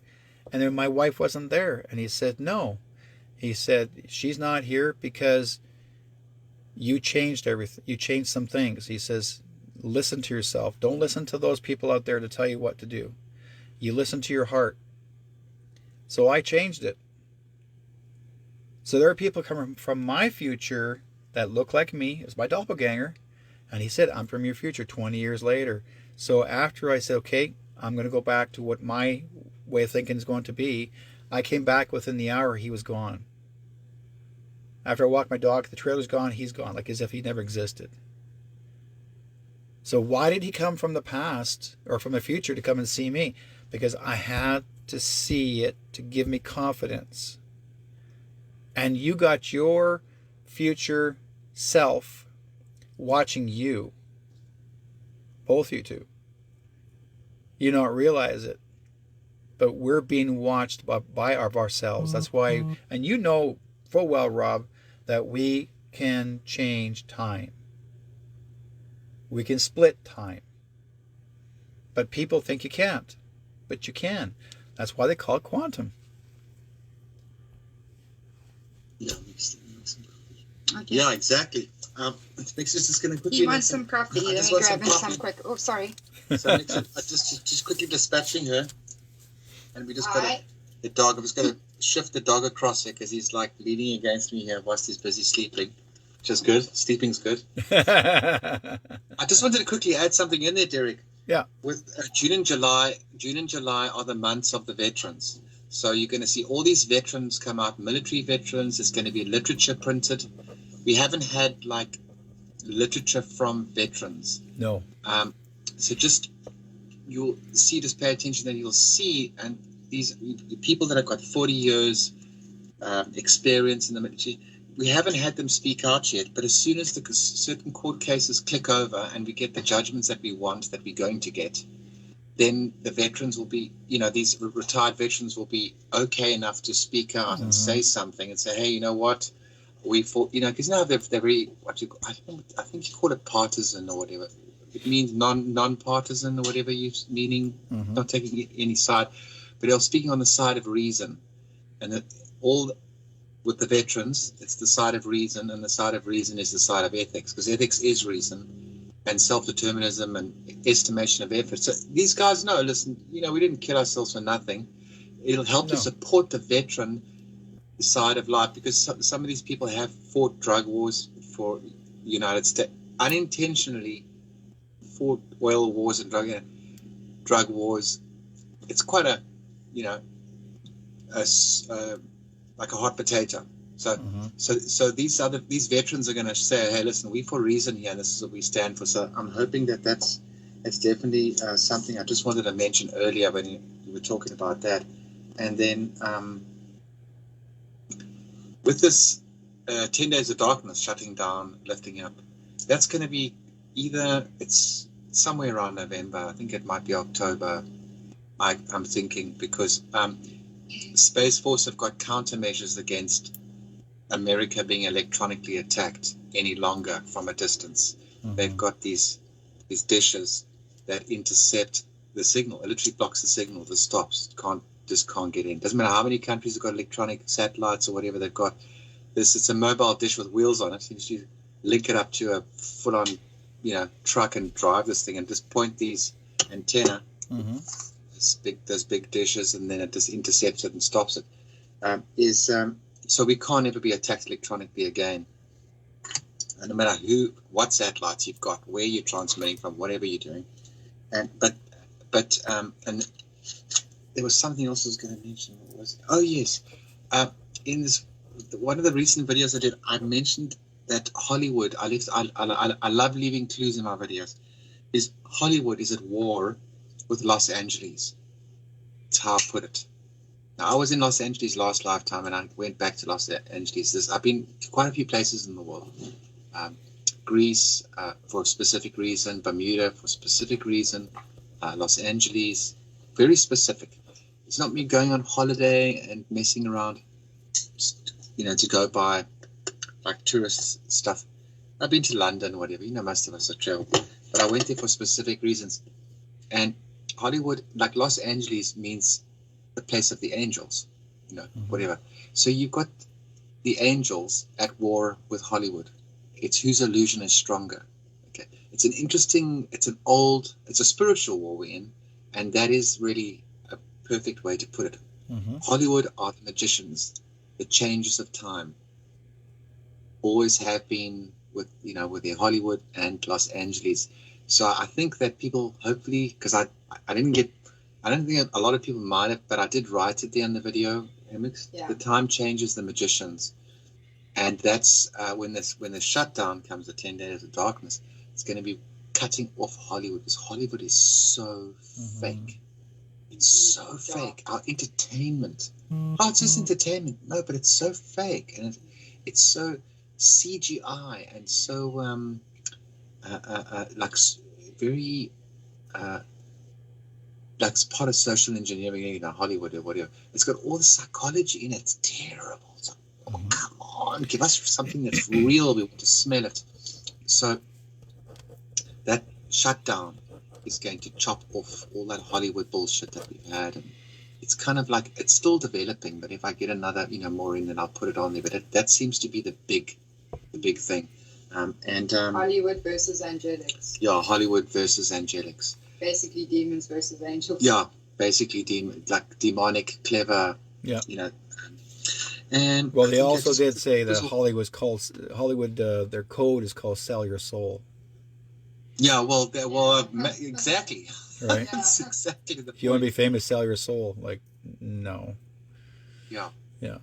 And the worst amount of pain I've ever experienced, and I've had some experiences in my life that are very unique, and some of them have to do with being very far back in time, very, very, very, very long ago. It's like something that happens. Some things happen, and sometimes you cannot have certain experiences if you're not in the right location. I think you know what I'm talking about. You have to be there in that location for that to happen to you. It's kind of like, you might have to leave your home, pack your bags, go somewhere else, because it's like, that's where it has to be. Okay. And that exact location of Los Angeles really is actually like the place of angels long ago, actually, sort of. And so it was kind of weird that it happened there, and very strange that it happened there, but very pertinent. I ended up on the Hollywood Hills, sitting there for a very long time, and there was a lot of tears that came down my face, man. It's hours and hours and hours and hours of just weeping from the magnitude of how big the injury has been to spiritual being, like the family of feeling welcome, feeling like you're part of something that matters and whatever, and you're sharing, and the sharing of other people's space. They sort of cut that infinity in two. They sort of kind of cracked everybody apart and people were kind of separated from each other, and they couldn't really what's going on. So that's just sort of the Hollywood versus the Angels, which is great. And that's all I wanted to say. I just also wanted to see if there's any more questions. Or we got let's see, we got some people here, and one lady says her name is Cleo. She goes, "I live in L.A. and I agree." She says, "We are at war with the demons of Hollywood." Yeah. And let's see here. Billy Joel says, "How do we time travel then? I need to go back to one moment." Okay. Well, it's pretty easy. Actually, at time's a real easy one for me, because what you do is you got EL. It's that kind of, you can see that. Actually I've got a thicker pen behind me. I'll go get it. Yep. It's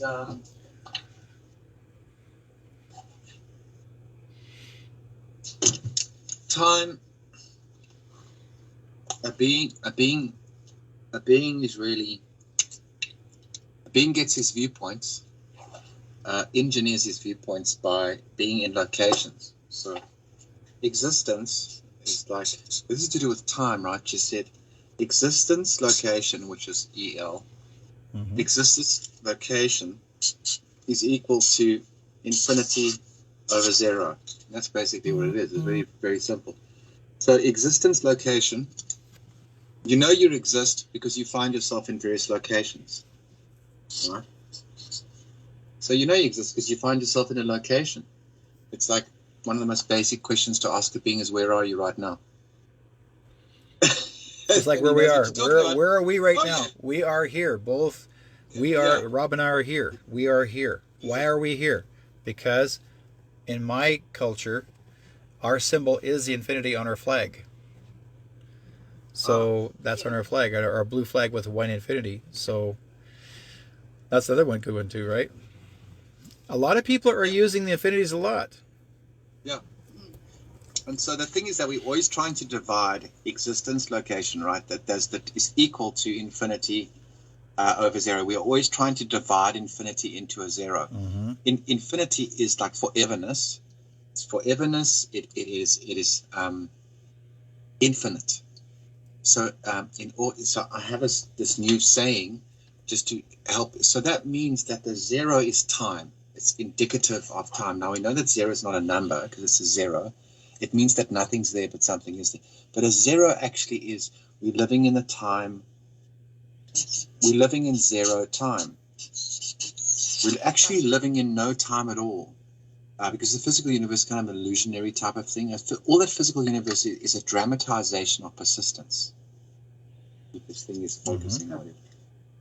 Yep. Okay. See. Yeah.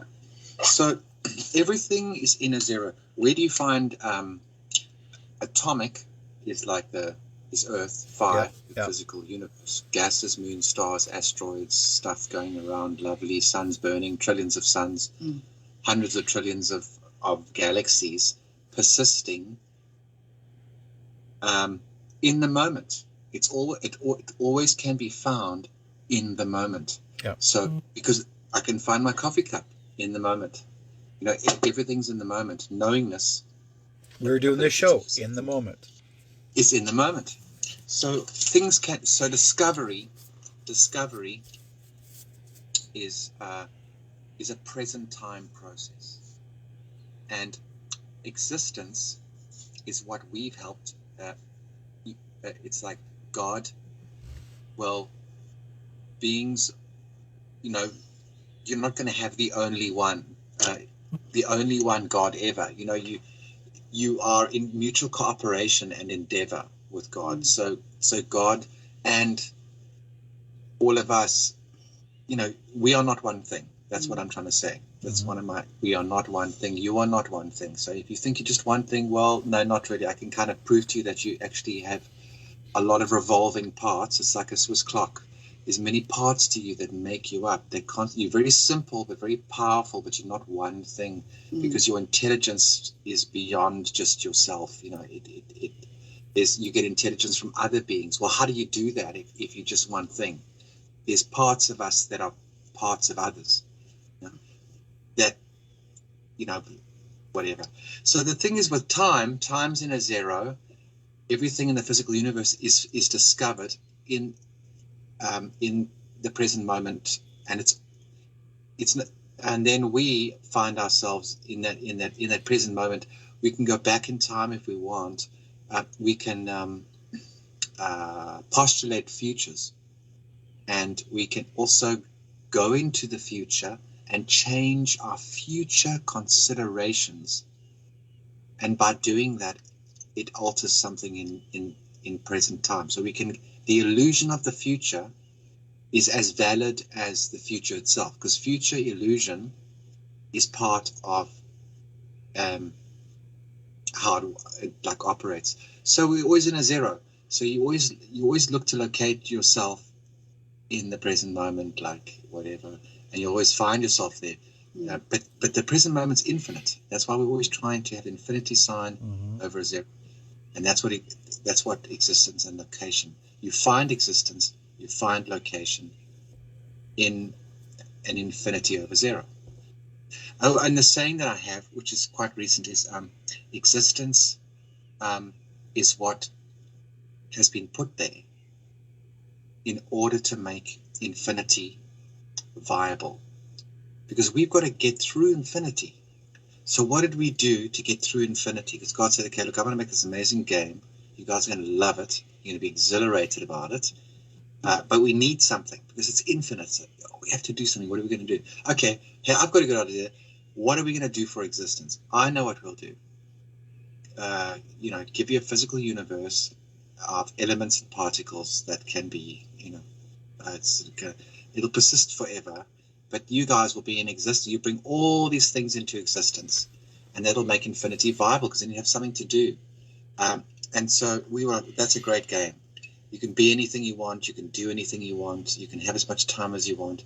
And the interchange of all these beings is so interesting because there's so much of it. There's such an abundance of it. You can have your own kingdom, your own domain.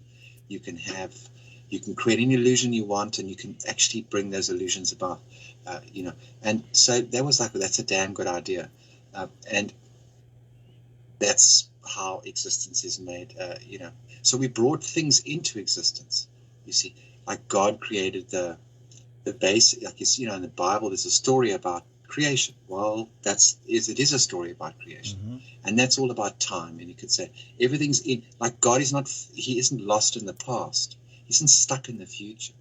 God is discoverable in the present moment, which is infinite. It's continuously just going round and round and round all the time. Well, I hope that answers the question. It's just like infinity is also like a romance. Okay, say,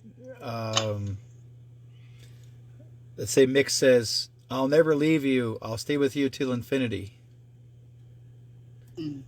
So it's almost like saying that no matter what it is, your connection with Rob is into infinity. Basically, is past of all things. Your energy, your spirit's going to stay with him to all, however you want to be connected to him.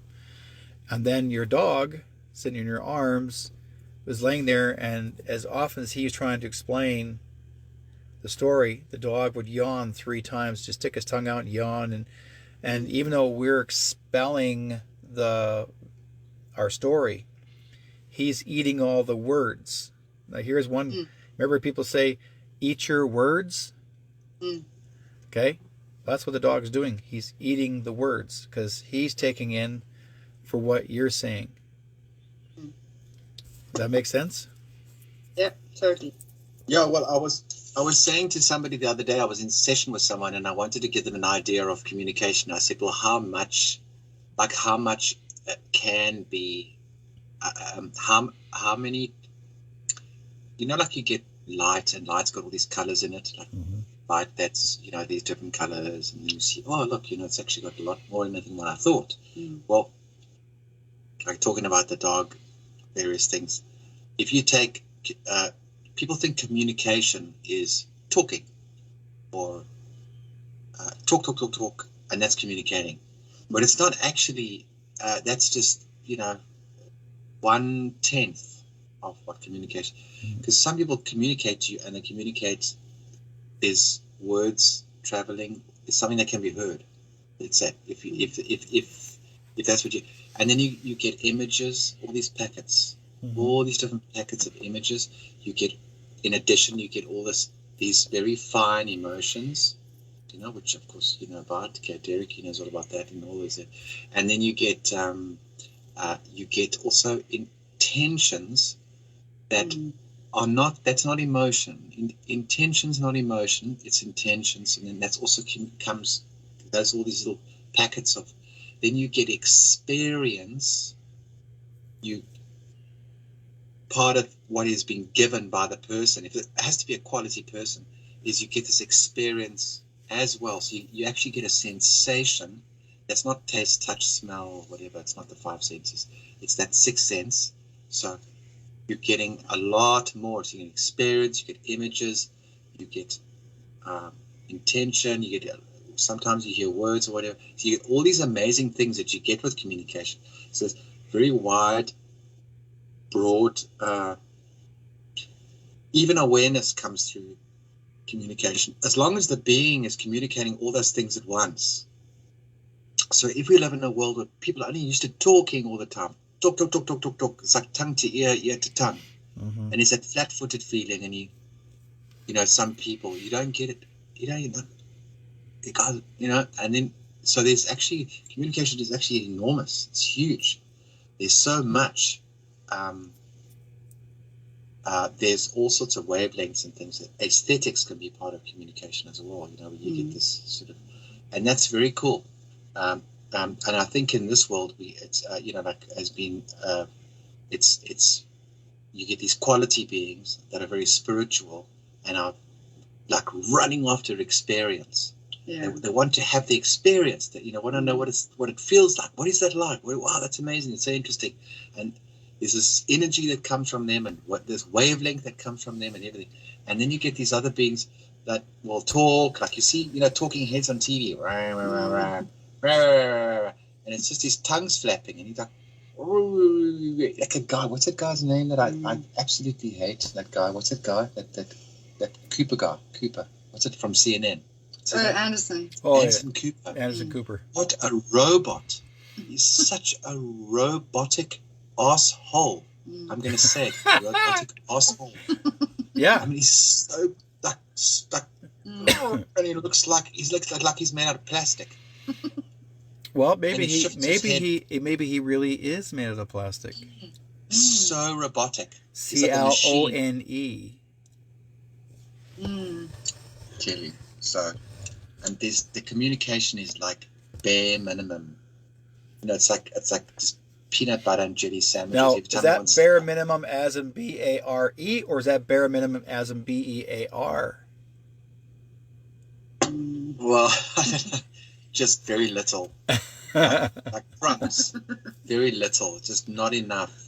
BARE. There's no enthusiasm. I mean, I was looking at Charles the other day, read the speech, the Queen's speech, and this is what's going to happen for the United Kingdom, and we're going to loosen the ropes here and tighten the ropes there and sponsor this and move this around. And Charles, you just look at these people. They are so far down. There's like no enthusiasm. They all sit there and read it off. Charles is reading, looking up, reading. He looks so fucking serious. Excuse me for swearing, but he looks fucking serious. He's like, what's the matter with you? Now, you're sitting dripping in gold with these medals dangling and all this crap all over you and gold facade and all these men with weird wigs and everything. And everybody looks so serious. Nobody laughs. Nope. There's nothing. It's as far away from the sound of a beautiful orchestra. Very far away. Yeah. But they've been doing it for centuries. It's so boring. They look like they're dead, useless. Nobody Maybe they smiles are the anymore. living dead. Are dead. Yeah. They It's are smile. dead. They are dead. It's terrible. Wink, wink, nudge, nudge. Yeah. So, yeah. But it's I will say this. I mean, many years ago when I was young, my mother said to me, my mother made a prediction because she was quite psychic herself, and she made a prediction. She says that 3 things she said: I don't believe Hitler's dead. I don't believe John Kennedy's dead. And she says, I don't believe that the Prince Charles will ever be king. Well, Hitler, I already know he's not dead, because there's a friend of mine who had passed away, but he actually did speak to Hitler's barber, and Hitler's barber actually seen Hitler way after the Second World War. He was in Austria. He was actually in an accounting office and met him there by accident. Number two, having to hear that John F. Kennedy Sr. had not died, that means he was 104 today, and supposedly he's still alive. Number five is, who was the fifth I was trying to say now? John F. Kennedy, Hitler, and who? Yeah, Prince Charles will never be king, and he never Prince will be Charles. king. Charles. Yeah, he'll never be king, because every medium in England had said he'll never be king. Why? What happened? The real Prince Charles. Yeah, it's fine. You can say it. I'm sure. I don't think anybody cares anymore. Yeah, no, it's just the Queen. The Queen surrendered. There's a remote video I did, YouTube stuff. and I found out how it was done. It was done at the grave of the unknown soldier. Some people who are very into like finding everything out, on all of the information, assimilating all of this. It was at the grave of the unknown soldier in 2019, and she went there alone, by herself, totally alone. Arrived, stepped out of the car, walked all the way into Westminster Abbey in a black outfit, and she went to the grave and she stood there, and there was this communication between. It's like Q. There was this. She has to. What's that word? Can't we? On YouTube. Oh, YouTube. Oh, I didn't know that. Say 17. And then in her Christmas speech, she gave a signal in her Christmas speech, because it was in November, because it's 11/11 is when they go to that grave.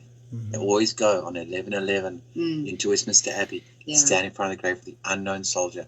But she totally broke protocol, because she normally goes there with the family on the day, and she went 2 days early without them, which is totally out of character. I think it was the 8th. The 8th, yeah. The 8th instead of, so it was before. And on the 11th, Charles pulled in with his wife, plod, plod, plod, and the usual family. She wasn't there. And then in her Christmas speech, I picked up the signal. Something about the moon landing or something like the that. Apollo. Yeah.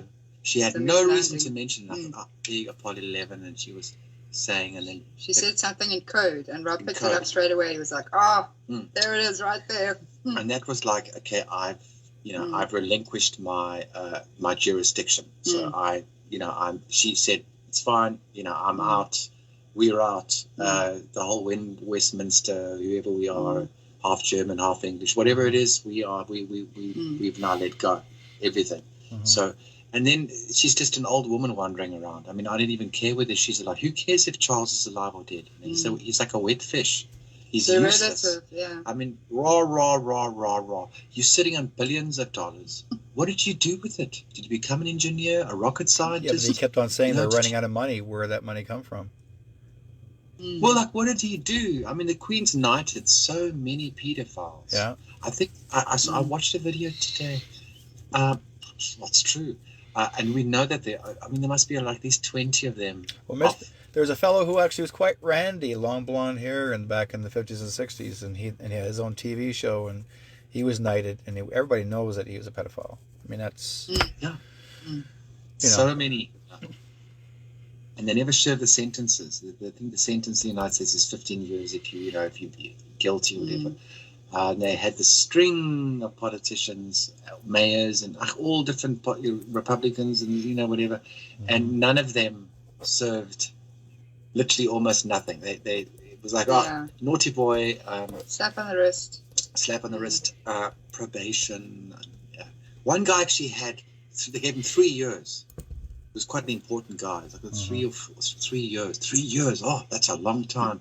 But then he served it over 15 years. He served 3 years over 15 years. So what he did was he went in for 18 days for every year or whatever it was, or 25 days or something stupid like that. So it was in tiny little packets.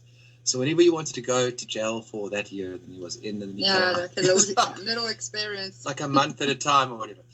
Anyway, this is making a joke. One of the guys, Nick McConnell, says, "I love it when Trump walked in front of the Queen." I remember that Oh, one. yeah. Oh, that was So good. That was good. So good. And she kept on going. No big deal. Yeah. I was like, okay. Now, before we call it a night, what are your thoughts on the changes of the clock or the calendars, the Gregorian calendar to the... Yes, yeah, there definitely is going to be a changeover on that, because that is the last 500 years that we actually... the war is like really 500 years old. Old empire, or the... actually, not old empire, the world order, which they're trying to make out as the old world order. Yeah. So 500 years it goes back, and that's then unchurchified. Let's take the church and shove it out. Religion gone. And because I mean, the Kabbalah specifically states that you must stick to your beliefs. You know, it says that whatever you believe, stick to it. The handbook of planet Earth for everyone, regardless, you know, is the Kabbalah the oldest known, most comprehensive piece of literature. It's that's put there. It isn't Muslim. It's not Christian. It's not. It's to preserve man's spirituality. It really is the proper foundation for godliness. Like everybody believes in God anyway, so why worry about how it's done? It's Version of it. yeah, versions are not so important. You know, there's all different cultures and whatever, but that really is the book that they try to stamp. That's why they're always running after. They're saying it's Muslim, but it's not. It's got nothing to do with it. And so that's. I think we'll go back to that calendar, to something that doesn't have any. Yeah. Is not because the Western world is not the same as the Eastern world. They're so separate. The Western world is very, very different to the way that the East are. I mean, even with, for example, what Gautama Siddhartha put together with the Vedic philosophies and all that stuff. That's all philosophy. Philosophy is valuable. I mean, people don't realize that the Bible's a book of philosophy. It's philosophy is actually supposed to be practiced, and you're supposed to be happy. You're supposed to be smiling. It's not supposed to be this. Here's God, and here's a big stick, and if you misbehave, you're going to smack you on. Like the teacher would smack you on your hand in the class. Or we're give you a shock. Or we're between you and God, and you have to get to count 3 hours to get to God. Thing, the whole church thing. It's disgusting. You can't find God unless you go into church. But it's and whatever. So the Kabbalah really is the world. Is God's way of living life. That's really what it is about. How it used to be, and then New World Order for the last 500 years is really. So I think that we will definitely go back to that calendar, and. Yeah, we have to undo it.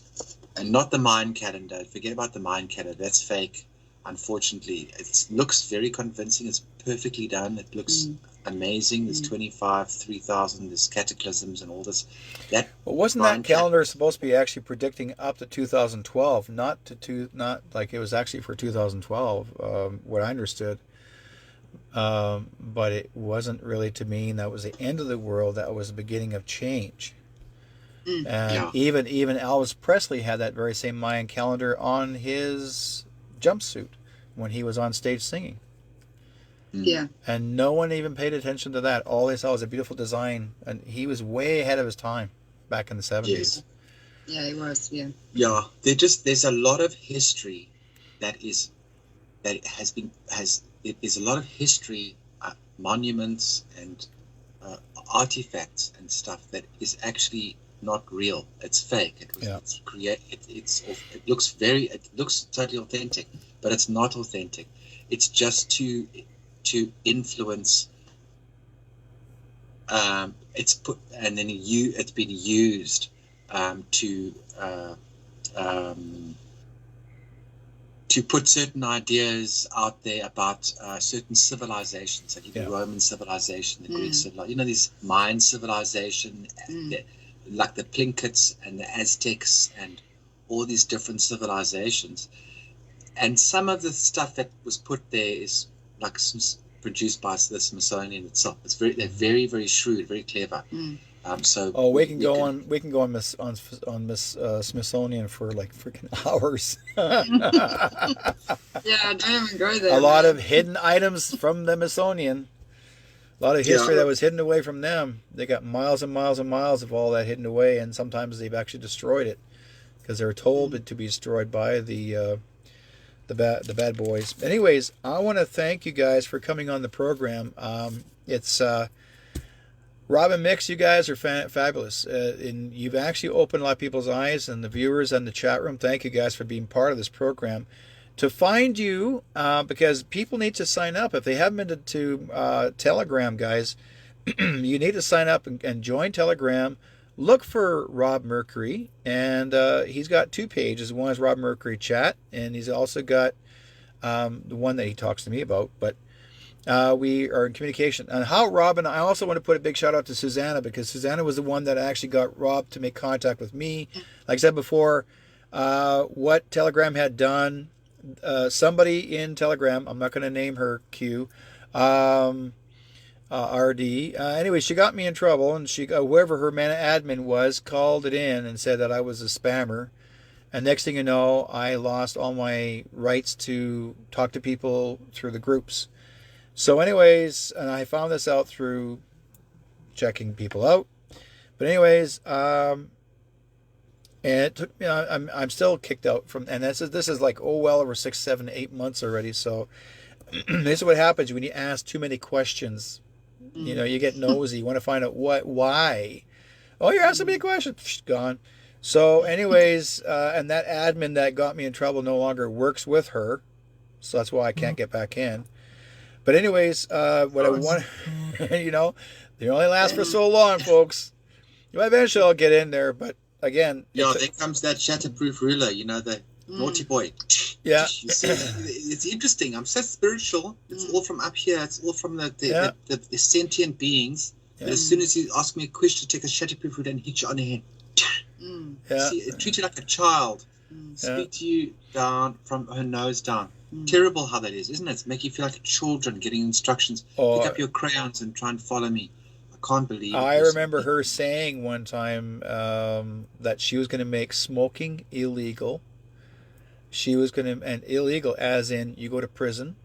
She was going to, anybody who was not just a pedophile, but she was going to go get all the collect all the children that are related to this person, whoever it was, and have them removed on this earth so that the bloodline will not carry on. That was her words.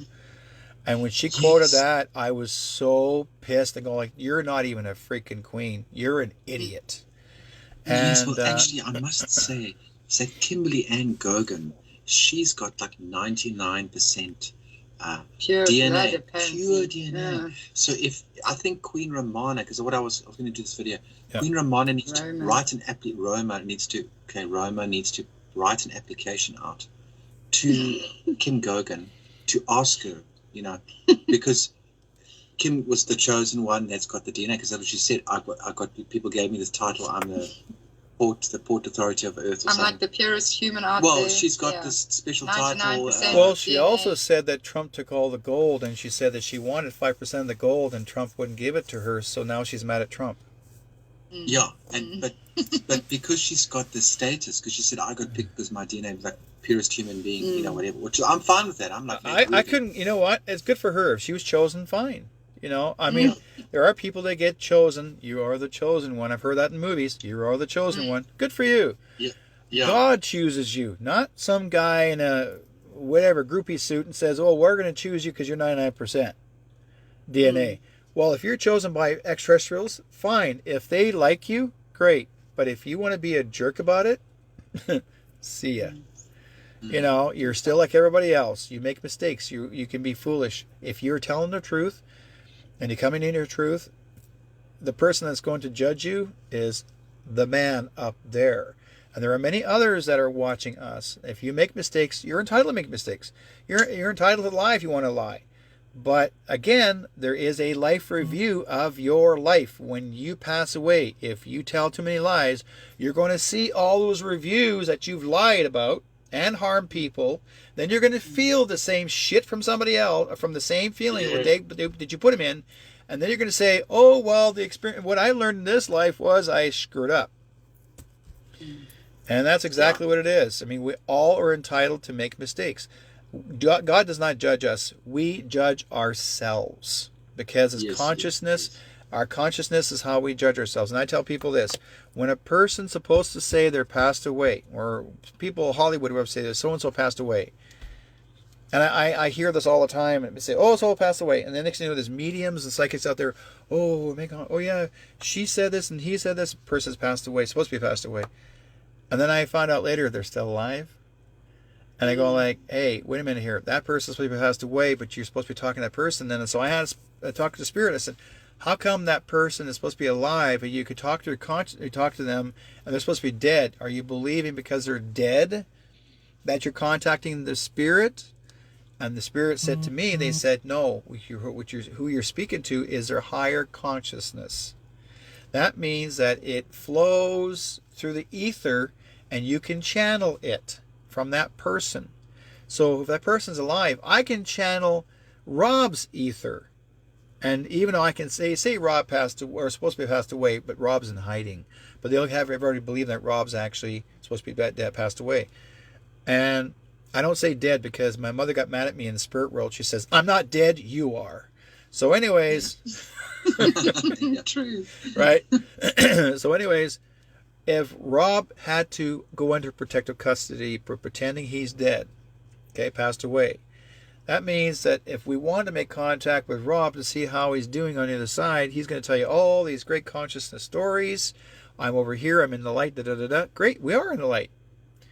But when you find out that person's alive, how do you feel about it? Well, again, that's why myself, for example, I can talk to people in comatose states. That's why the hospitals sometimes call me down to help people, talk to people that are in coma. Because you can talk through them, talk through their consciousness to see where they want to be, whether they want to carry on or stay. So Rob can do the same thing. Mix can do the same thing. Okay, we all have the gift, but we just forgot that we know how to do it. And because you're taught to say what to believe, like we mentioned earlier this evening, you're told what to say, how to believe it, and we're told lots of lies through history. We have not been told a lot of truths. We have not been told the proper stories of what really in existence. We're told to believe what they're saying, that they call history. Once they put them in a book, you're supposed to believe it. But if you do your if you do your research, and one day you decide to go to college or university, and that university teacher says to you, "This is the way it's supposed to be on that book," what the book says, and you do your research even past that book, you go like, "Well, excuse me, sir, you're wrong. Here's the way it's supposed to be." That teacher's going to say, "You're an idiot. Get out of my class." Because they don't want to believe what you've already done research on. They don't want to believe that you are above them. Even though you may think you're a student, here's a good meaning. I mean, here's what I really get a kick out of. You ever see these signs in the back of people's cars? They're learning how to drive. It says student driver. I take the word student, I put a stroke over the word, I put stupid. Why? Because some of them are foolish behind the wheel, because it's not the person who's driving that's stupid. It's the driver teacher that teaches them how to do stupid stuff. Yeah. Because they'll say 10 and 2. Why 10 and 2? Here's a good one for you, Rob. Why 10 and 2? Why do you have to have both your hands on the wheel, 10 and 2? Right? Oh, 10 and 2. Oh, right? Like a clock on your steering wheel. They're saying you have to steer this way, 10 and 2. Why? Why not 4 and whatever on this side, down below, where your arm feels comfortable? Why 10 and 2? Because they're telling you what they want you to do. how you have to drive. But yet, you're on that highway like this all day. What's going to happen? Your shoulders are going to kill you. Your back's going to be sore. Yeah. So all of a sudden, that 10 and 2 is going to go like this down here, and the clock's going. I can tell you. Yeah, exactly. I can tell you one thing about the cabal is that the cabal are experts at making things complicated. Yes. You see, it's kind of lamenting over the fact that there's no flexibility.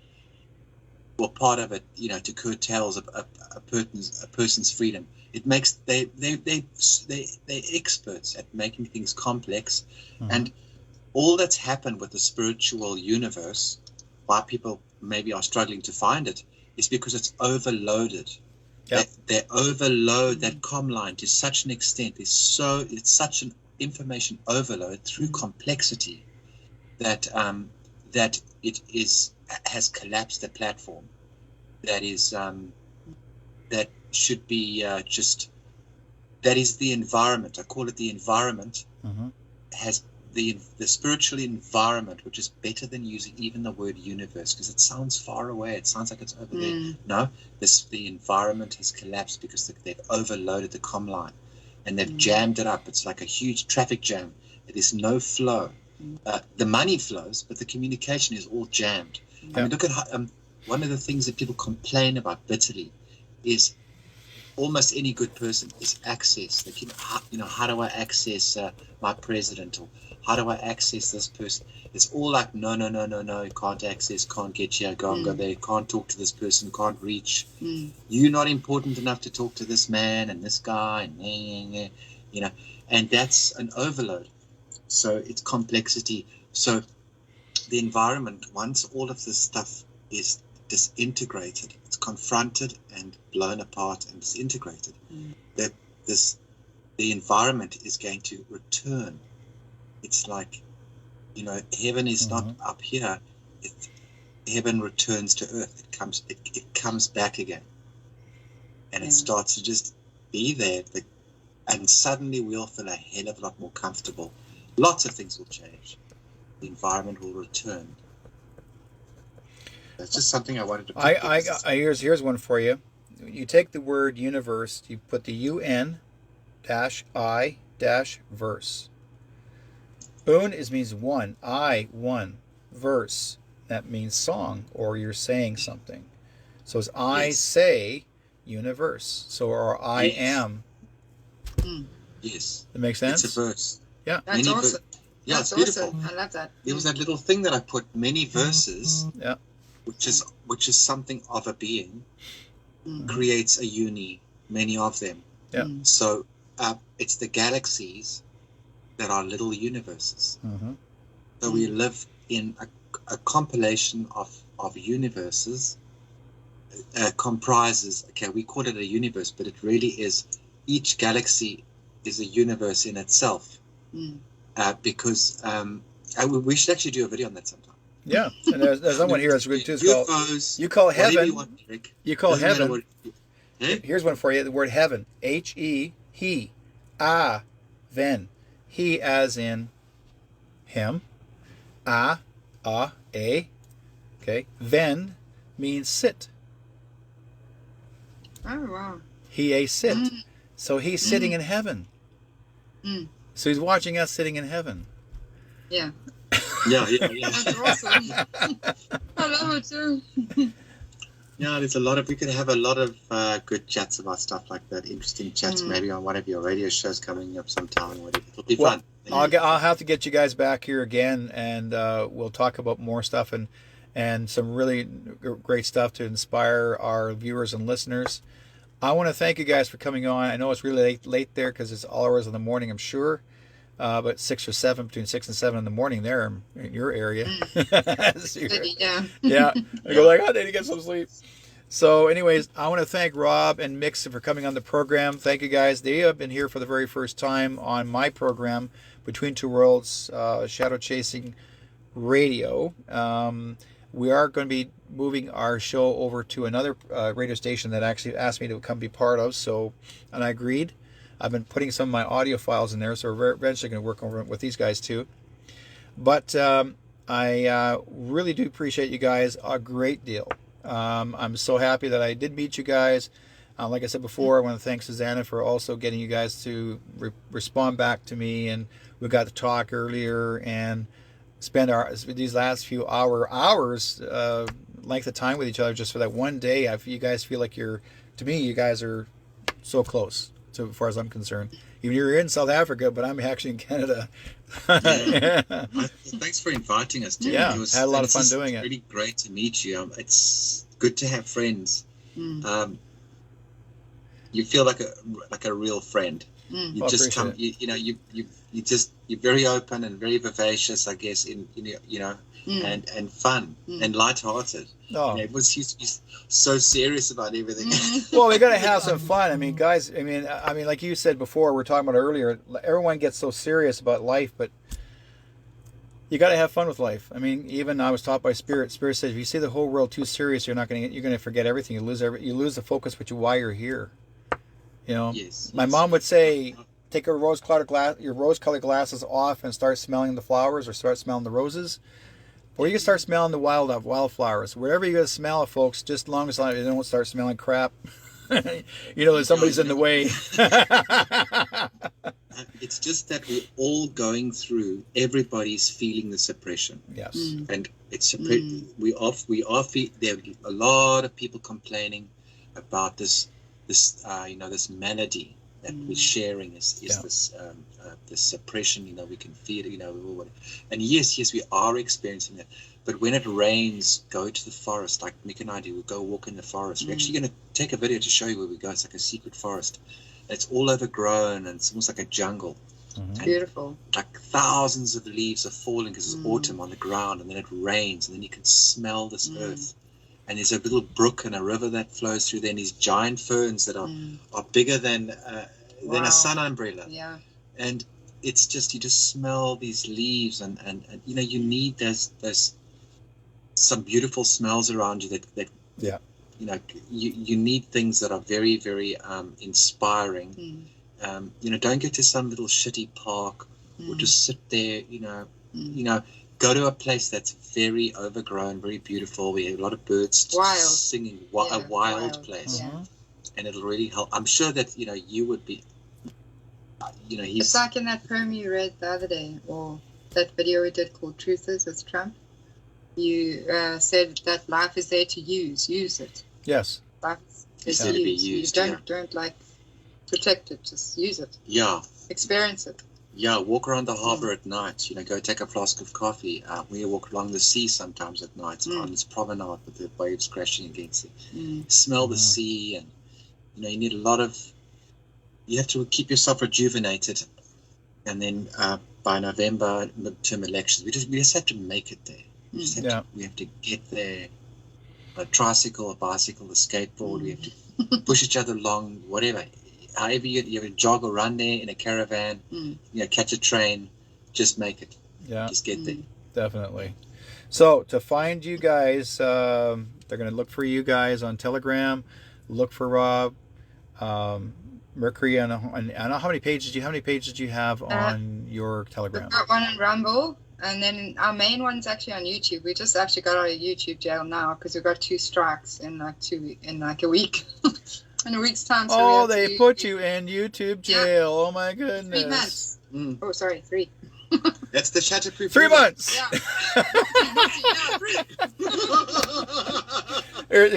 I like what Mick says. 3 months. Yeah. No. Yeah,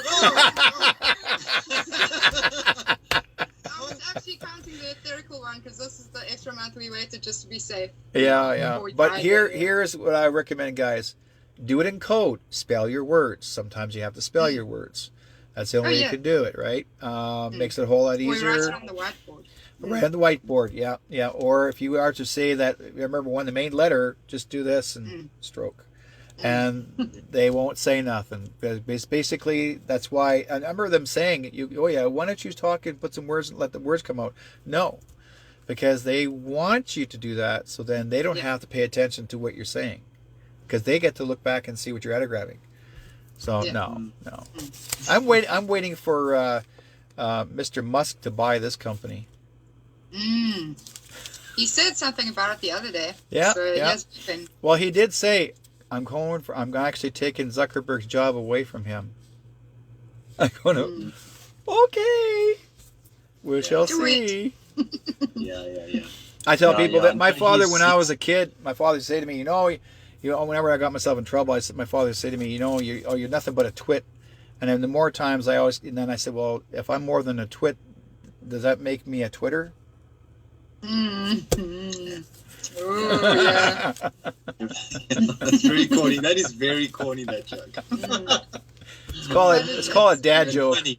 It's funny. It's funny. It's corny. It's funny. Yeah. Anyways, guys, thank you guys for joining on Between Two Worlds, and we're gonna love you and leave you guys. Be good to each other. May God with you all, and we'll talk to you guys next week. And we're gonna go out with my song. This actually is dedicated to. I'm not gonna say the late Paul McCartney because I already know he's still alive. Anyways, we'll talk to you guys later. Oh, awesome. Everyone lives, everyone dies. Everyone loves, everyone cries. Round the world we're all alike. So why is there war? Why do we fight? There's one sea, one time, one earth. So you and I gotta learn to live together. When one hurts, when one needs, we all gotta learn to live together. Peace, make peace, make peace, peace, alright. Isn't it time, brother, stop dying? Isn't it time, mother, stop crying? Stop the fighting and the hate. We gotta make peace before it's too late. There's one sea, one sky, one earth. So you and I gotta learn to live together. When one hurts, when one needs, we all gotta learn to live together. Peace, in peace,